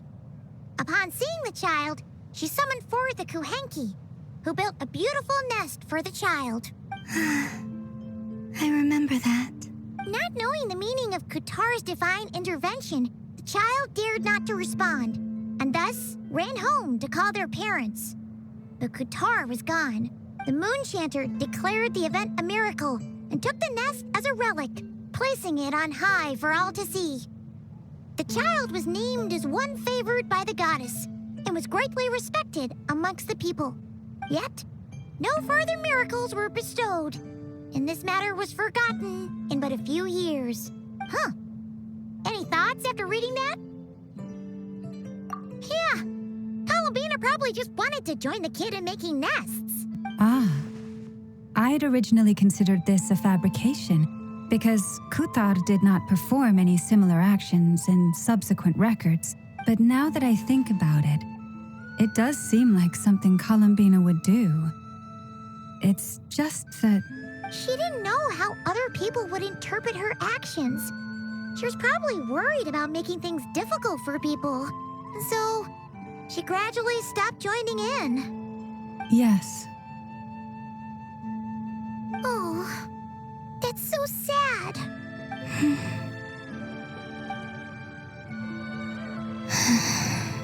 And now, I can make no such gestures of warmth, even if I want to. Still no name. That's a bit of a shame.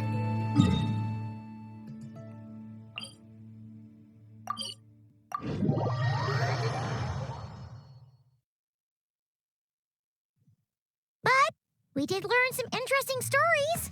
That's gotta count for something. Barca said he was gonna set up a meeting with Arlecchino and Sandrone, right? Let's go back to Nasha Town and see how he's doing.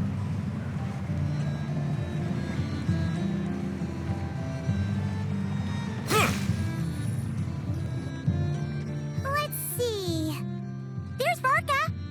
Oh, and it's Durin and Albedo too. Yeah, this is pretty much the same place we bumped into each other last time. I convinced them to stick around a little longer. We were all waiting on people, so I figured having a little company would help pass the time. Ah, so you've been waiting for us? Does this mean that you've already arranged things with the Fatui? Sure does. Now you're back, we can go meet up with them together. How'd your investigation at the Frost Moon Enclave go? Well, we didn't find out Columbina's true name. But apart from that, it went pretty well. Aha, just as well that I didn't tag along then. I'm sure our moon goddess wouldn't want every man and his dog knowing all about her private life. Still, desperate times, desperate measures, I guess. Someone had to do it. So, Varka was waiting on us, but what about you two? Are you waiting for Alice? Oh, no. We already met with her. We discussed that experiment I mentioned to you last time. Oh, and she also handed me this communication device. That's right. I understand she informed you about the relationship between the phantom phenomena and Tevat's borders, yes? She wants me to help her with some more experiments on that front. She said that she'll contact me through this device with more information. Ah, I see. Following instructions and making observations. Pretty common research method. Takes me right back to Albedo's lab. Wait, then who exactly are you meeting? Someone you know. Albedo's met him too. But I don't think Miss Lauma or the Grand Master have been introduced. Introductions are overrated, especially in cases like this. It's you! So, it's not like the academia has prohibitions against going abroad. Also, I applied for leave. I've been writing to Hat Guy since obtaining a human form. I've already brought him up to speed on everything that's been going on in Nod-krai. Hat Guy? Turns out, I actually have heard that name before. Oh? Then why did you react the same way I did? I only knew the name, not the fella. But since we're all here, let's do some introductions for what it's worth. I'm Varka, Grand Master of the Knights of Favonius. Lauma, Moon Chanter of the Frost Moon Scions. And I'm a Driosh from the Vahumana Darshan of the Sumero Academia. Hat Guy. Good to see you again, Mr. Guy. I believe we last saw each other on the boat ride here. Mind you, the only reason I came here is because there's someone I want to look into. Who's that? The Doctor, also known as Dottore, second of the Fatui Harbingers. From the tone of your voice, it sounds like there's bad blood between you. I was reviewing our archives and noticed that a lot of information about him was missing. It left a bad taste in my mouth. That's all there is to it. Dottore, or Zondik, as he was then known, once studied at the Academia, but he got kicked out before he could graduate.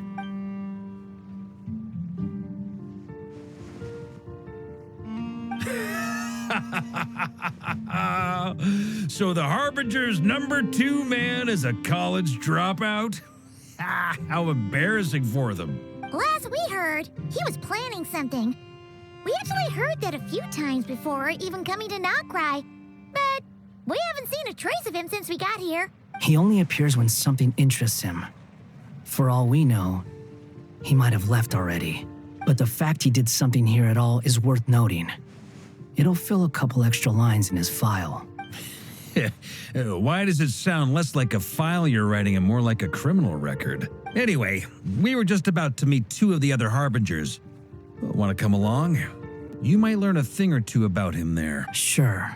Even though they're Harbingers, well, they're old acquaintances of ours, so, you know, when you talk to them, try to be... I got it. The Frostmoon Scion's relations with the Fatui remain tense.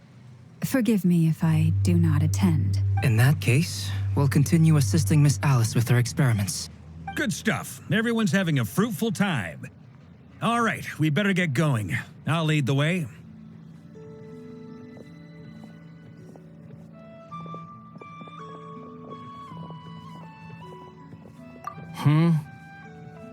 Well, yeah. That's obviously part of it. But I'm not the only one who has a score to settle with him. Neither you, nor Lesser Lord Kusanali, nor I want to see him meddling with things again. What's the hurry? Don't worry. Pigeons always know which way home is.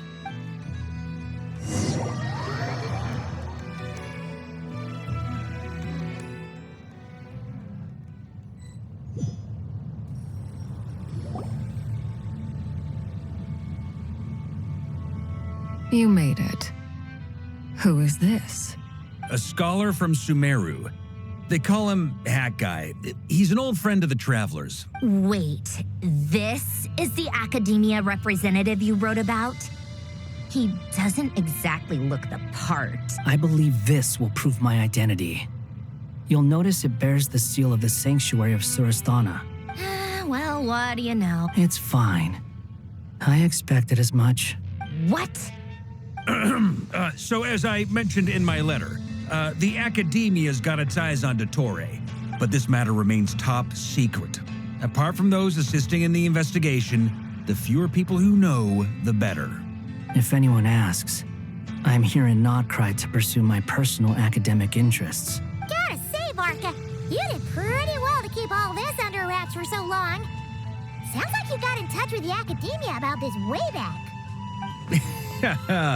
You flatter me. Where do I even start?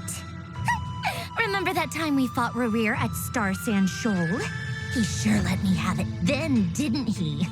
I'll bet Dottore had that all sketched out, with me as his convenient little pawn. He could not care less about us if he tried, but hey, the feeling's mutual. Does Dottore really strike you as the sort who values his relationships with his colleagues? Fair point. Definitely not. Which is why I always keep my guard up whenever he starts making suspicious moves. To that extent, our motivations align. On top of which, I consider you trustworthy people. Now, back on topic. In the wake of the Reikir of Solnari episode, Sandrone and I grew suspicious about Dottore's complete inaction during the entire affair. So we tried to find out what he'd been up to, but unfortunately to no avail. He never lets anyone in on his plans. The more he cares about something, the more secretive he gets. Indeed. Perhaps he believes that by keeping a low profile, he can avoid trouble. But that trick isn't going to work on his colleagues. Yeah, I mean, he's been researching the ancient moon's remnants. And he's been trying to get his paws on the moon marrows. Only an idiot would believe he doesn't have something more planned. With this in mind, I returned to Snezhnaya and relayed my thoughts to Her Majesty the Tsaritsa, entreating her to have him recalled. That's pretty direct. Did the Tsaritsa agree? Yes. I made it abundantly clear that the Fatui's business in Nod-krai is almost concluded, and we do not need 3 harbingers in this territory. Her Majesty concurred. Accordingly, Dottore has returned at her orders.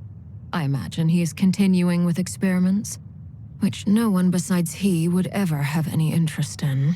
Common sense might mean nothing to him, but he's not stupid. He knows that no good can come from opposing the Tsaritsa. Smarts alone won't get him all the way. He needs the Rooster's resources and Regrator's Mora, both of which the Tsaritsa can strip from him by waggling a finger. But doesn't he have a track record of publicly following orders while going against them in private? He probably has it down to a fine art by now. Wouldn't put it past him. We worked together on a research project once. Only briefly, but it was enough to show me that we're fundamentally different people. He has no interest in doing things methodically, stage by stage. His thoughts jump all over the place, and the moment his curiosity is satisfied, or he gets the results he wants, he disappears. The only similarity we share is that once we set our minds on doing something, we will see it done, whatever it takes. Oh, we definitely saw some of that in your battle with Rerir. You got so competitive. Ugh, do not remind me. Then I believe we all concur. Dottore will not simply give up. Fantastic. Now this is turning into a whole day of unpleasant memories. Ugh. Are you talking about the moon marrow stuff? He also strikes me as the kind of person to disregard experimental regulations, ruin all the equipment, and go way over budget. Then leave the first person he can find to deal with the fallout. Exactly.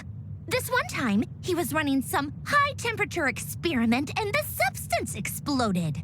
But does he care? No. He orders his subordinates to open the device so he can observe the results, which causes the gas inside to leak out. That gas was poisonous. If I hadn't been there, who knows how many people might have died. And after all that, he left while I was still cleaning up after his mess. What a waste of time, he said. Waste of time? The nerve! He wasted my time! You've been bottling that up for a while, huh? Hat guy, I must say, you seem awfully familiar with internal Fatui affairs, especially when it comes to Dottore. Thank you, Lady Harbingers, for providing such valuable information. I have no other questions for now, so I'll be on my way. Wait, what? You're just gonna leave? You're welcome to join if you want. Ugh. Just when Paimon thought he'd finally mellowed out. He makes quite the impression. I'll say. I've met tons of headstrong people, but not many of them would join me in bad-mouthing Dottore. Anyway, back to the main agenda. Barca, you said that Columbina has gone missing? Or rather, disappeared. Yeah. We're working on building a connection between her and this world. The simplest method is to find out her real name. I've actually asked her that question before, but she said she didn't know. Considering our relationship, I doubt she was lying to me.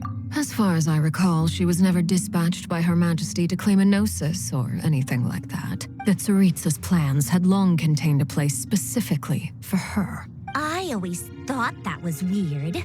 What could she do that the rest of us couldn't? Knowing what we do now, it's probably something related to Kavaki, right? More than likely. When she first arrived, Columbina would often go to Her Majesty and ask when she could start the task assigned to her. But Her Majesty always gave the same reply. The time has not yet come. So she spent her days in Snezhnaya doing basically nothing. The Tsaritsa has summoned a beautiful blind maiden to be a harbinger, giving her the third seat by virtue only of her enchanting voice. It was a dumb and stupid rumor, but the reality of the situation made it hard to refute. And what happened after that? I imagine she stopped caring. She no longer seemed to care why she had been recruited, and Her Majesty never gave her any missions. So she just continued to sing in the flower garden. For my part, I was busy. So busy, in fact, that watching someone be that idol had me fuming. But still, I got the sense that she had long been used to a life of other people claiming she was needed when she wasn't. I just felt that having a place to stay would cost me something eventually, and so I waited quietly for the day that I would have to pay the price. And on the other end of that spectrum, you had me. Someone once told me that I had the lousiest work and the toughest luck. That's a good way of putting it. I forget who said it. but those words have always stuck with me. But you've done your job exceptionally well all this time. Because at heart, you are a conscientious person. What is it? Something come to mind?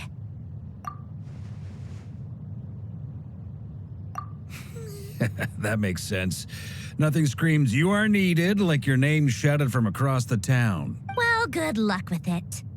But if you ask me, Kalambina is still the most shoutable name. I'm just so used to it now. After all the arguments we've had, I can't be bothered trying to remember another name for her. Nor I. Sandrone. Harlequino.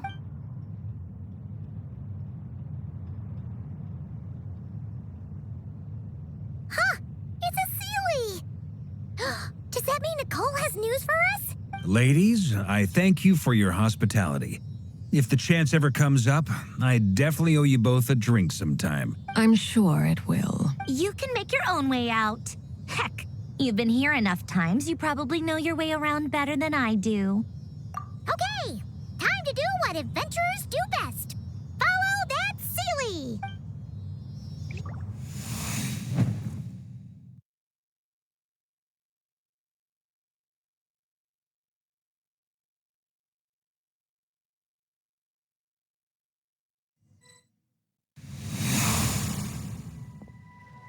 Here you are.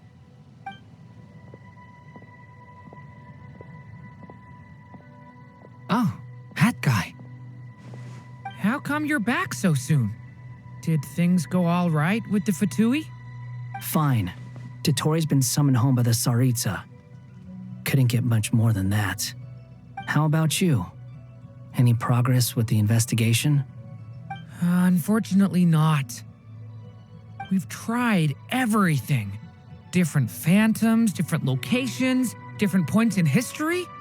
But the results are the same each time. Abyssal monsters roaming the land. People crying out in despair, with no hope of being rescued. Every time I see it, I can't help but think, is this what it was like in Mondstadt when Dragonspine Durin attacked? And if I fail in the task I've been given, will I create yet another tragedy? That's just meaningless speculation. When we encountered similar phenomena previously, I tried to interfere with those illusions, using sounds and lights to guide them. However, we could not change their fates. At most, we were able to extend their existences. The events of the past are like fate that has been written into Irminsul. There isn't a living thing in Teyvat that can escape its past.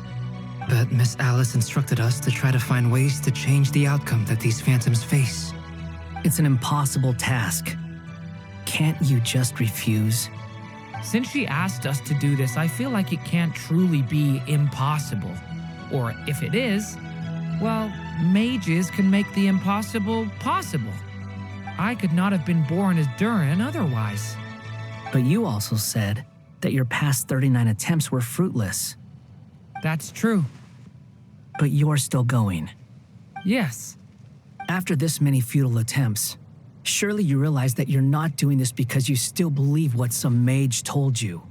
It's because you want her hypothesis to come true. It's something you wish for deep inside. So, think for yourself about what you want to do. As long as you don't believe it's futile, it isn't. Yeah. Previous experience indicates that we cannot touch the phantoms, which limits the effectiveness of our interventions.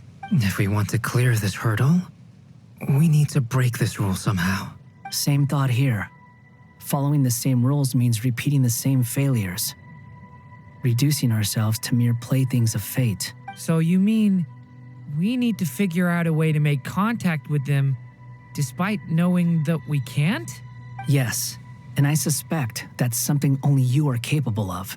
Everything in Teyvat is logged in Irminsul, but the withering that once occurred in Sumeru was a sign that the Great World Tree was being corrupted. This corruption allowed things that should not have existed in Teyvat to appear. This is tantamount to rewriting reality to an extent. You're saying abyssal power might be able to affect those phantoms? No one's ever tried it before. If you're gonna try it, it'll take courage. And you have to be confident that you can control it. Is anyone there? Has anyone seen my daughter? She's missing. I have to find her. I hear someone inside. Spargana? Are you in there? If I can use my abyssal powers to warn him that there is danger here, maybe it'll change his decision. Maybe he'll stay away. Yes. The important thing is not the nature of the power, but rather how you use it. To intimidate and obstruct. Sounds about right for the Abyss. Let me try. I should be able to influence that thing. Have you seen a little girl? What? This isn't the time for that! Just run!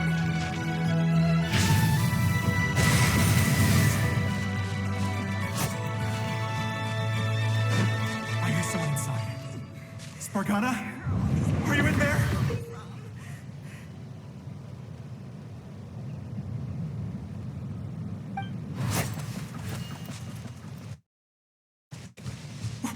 What is this? Looks dangerous. I should get out of here.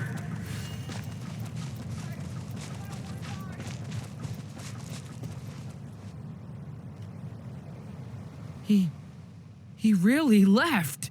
Ha! We did it! Don't celebrate too soon. Follow him. See what he does next. Monsters approaching from the front. You need to stop them and create an opportunity for him to hide.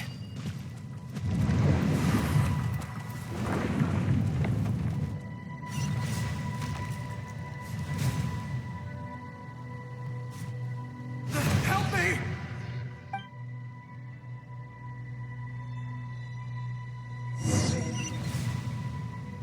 Monsters approaching from the front. You need to stop them and create an opportunity for him to hide.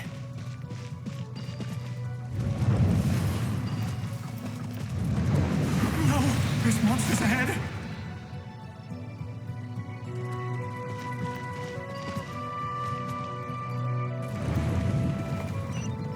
Wait, is that the barrier I saw earlier?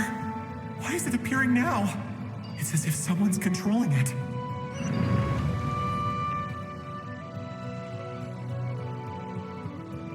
The monsters are gone. Is it safe now?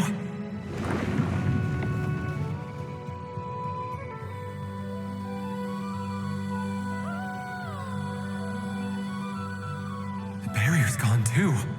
How odd. Anyway, I guess I'll keep going. Quickly, let's keep up.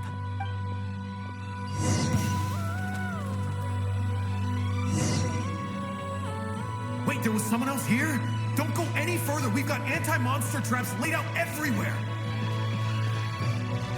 But my daughter must just be up ahead. I have to go. This way's blocked.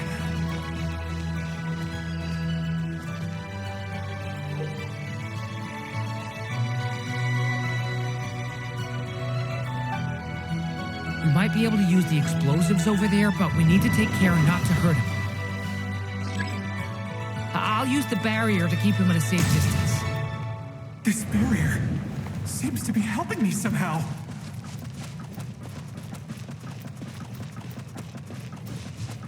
Hey, wake up! Oh, no good. Gotta keep moving ahead.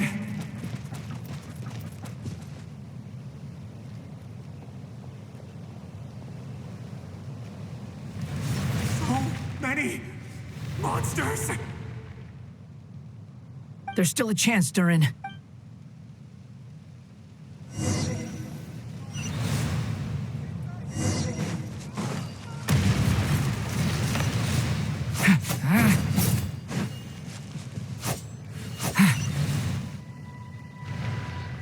Help me!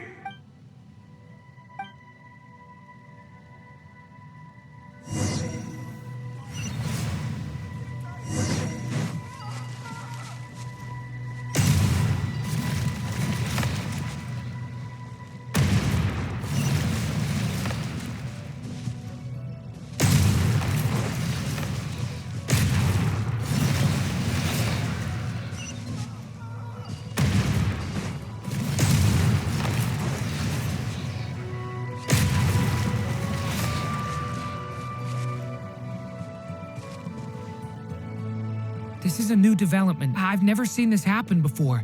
We might just be able to save this person.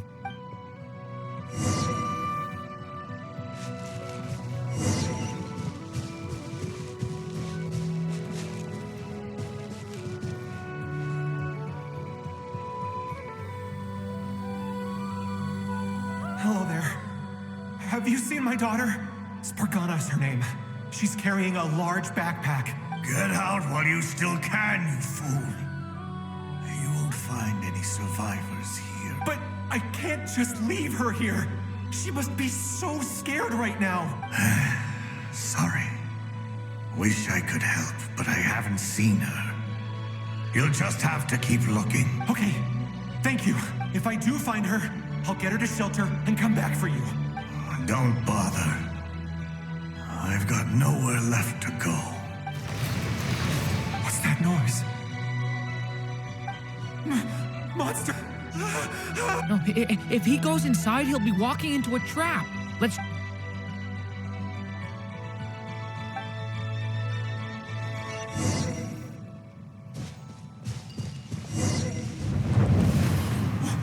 Why?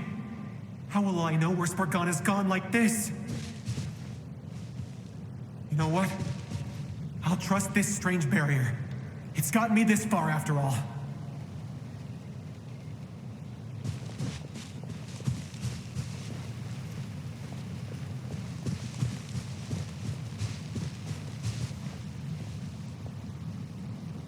Spargana, are you there?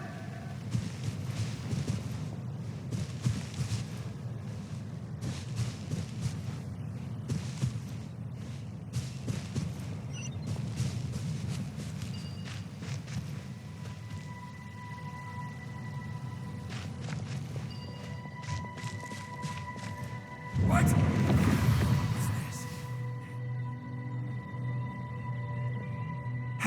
Hello, I'm looking for... Looking for what? Everything here belongs to me. Get 'em, boys!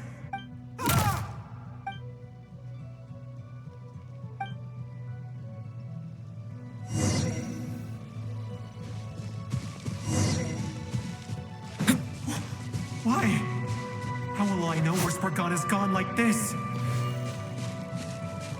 You know what? I'll trust this strange barrier.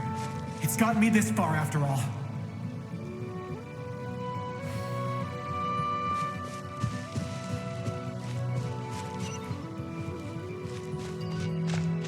What? What's this? Spargana, are you there?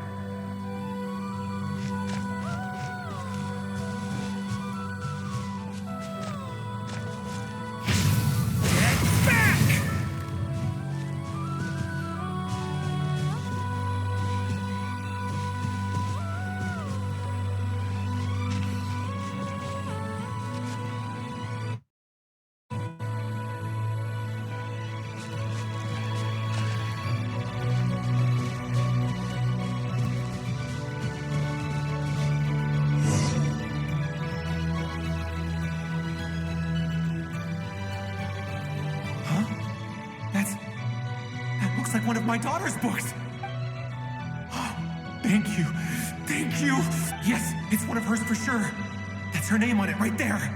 She left her backpack here. Durin, just like last time. Use the explosives.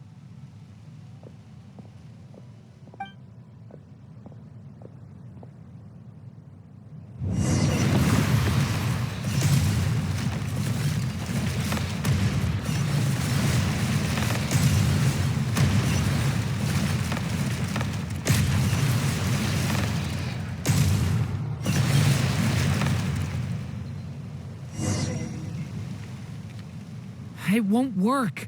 There's not enough left. If he makes it in, he'll die. But then, this clue could be the key to him finding his daughter. It might not be the only one. Better he misses that clue than loses his life. I guess so.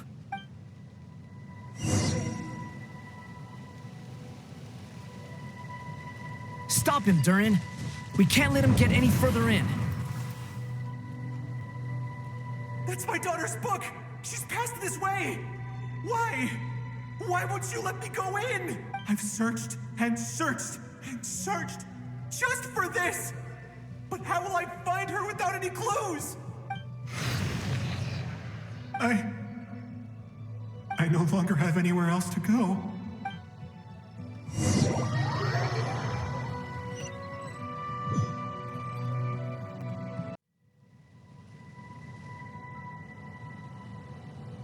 I'm sorry.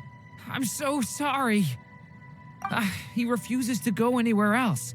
Whether he opens this door or not, all that awaits him now is death. We couldn't change his fate. Albedo? Hat Guy? Let's try one more time.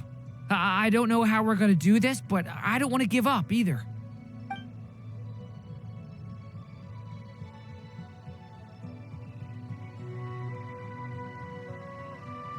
Why am I here? What's going on? All these scenes running through my head. Where are they from? Huh? What's going on? His reactions have changed. How many times have I... What's happening to me? Huh? Wait, who are you? You can see us now? I feel like I always could, but that I only just realized you were there. I'm sorry, I don't know how to describe what I'm feeling. But you were the ones guiding me using that marked barrier, right? I haven't done anything yet, but those monsters, those deaths, they feel like memories. I won't find my daughter. In fact, I'll ultimately die trying to find her. Isn't that right? Well, no, it isn't. Yes, it is. Even so, we're trying to find a way out of this. You've not seen my daughter either, have you? It seems she really isn't here.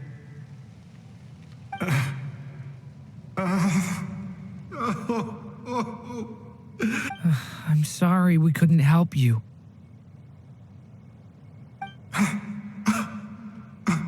I'm just tired. Maybe this is destiny. Maybe it doesn't matter how hard I search. How long do I have left? Experience says 15 to 20 minutes. 15 to 20. Thank you for all your help. Let's rest a while. You look exhausted too.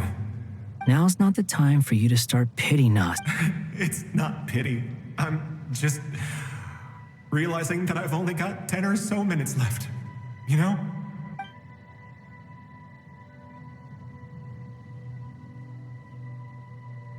You say you're from Mondstadt, yes?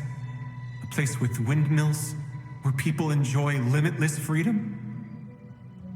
And you're from Sumeru, where they've built an academy into a giant tree? Yes. It seems you've never heard of either place. Those names are unknown to me, I'm afraid, yes. Have you heard of Hyperborea? I have, but I heard that it was destroyed in the distant past. I see. That was where my ancestors once lived. What about Delphi Pytho? Was it later rebuilt? I've never heard that name. Then what about Salvindaknir?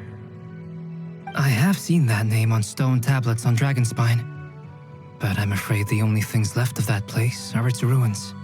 I see. Sure enough, there was no way to turn this around, huh? I'm sorry. I was the one who asked to chat, but it seems like we're too many ages apart. There's barely any common ground to start from. It's all right. We did hear something new, at least. From how you speak of your lives, things must be going all right for you, I guess. They are. Mondstadt is a place of freedom and happiness.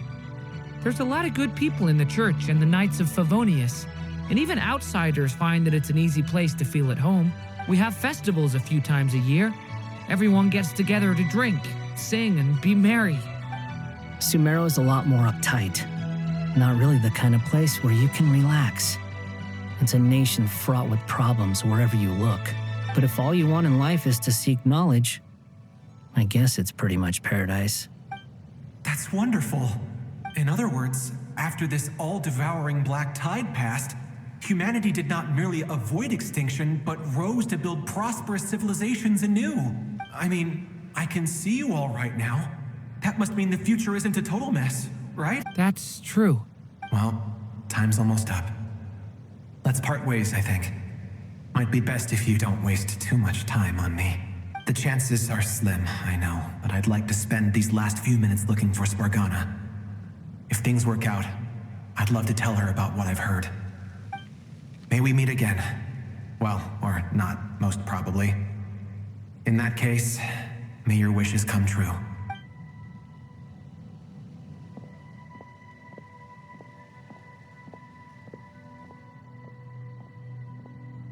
He's gone. In a few minutes, he will meet the end that was his to begin with. The ending of this tale did not change, but I believe that we've just made the most progress we have yet. May your wishes come true. If only it were so simple. Hat guy, could I ask you a question? Hmm? You've never talked about your past. It seems complicated, and it weighs heavily on you, too. Would you be willing to tell me about it? I mean, sometimes it's better to get things out in the open. Take that guy we tried to help, for instance. At least he said goodbye with a smile, right? I know about Albedo's past.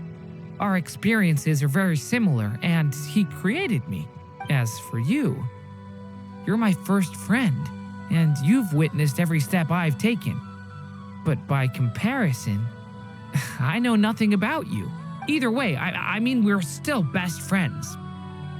But if I knew more about you, I might understand your thoughts a bit better.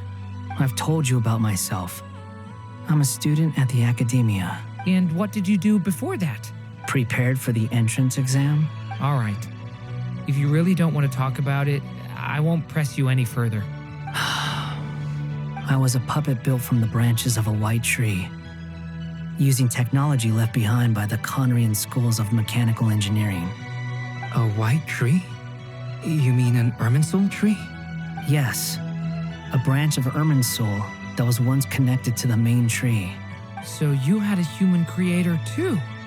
Yeah, but my creator abandoned me after deciding that I was a failure. After that,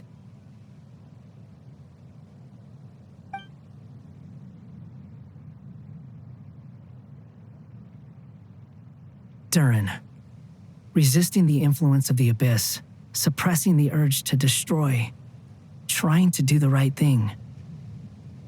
None of these things are easy, but no matter how hard they are, trying to rewrite past wrongs is far harder.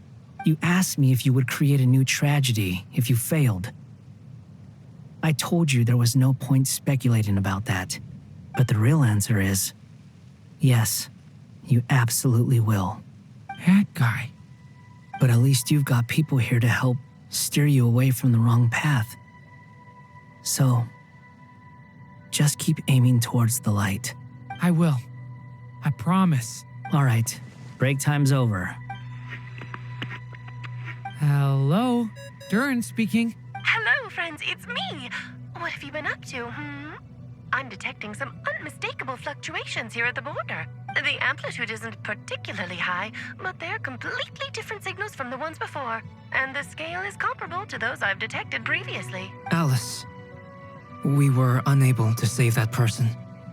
However, he appears to have retained a portion of the memories gained through that cycle, and was able to hold a conversation with us. I see.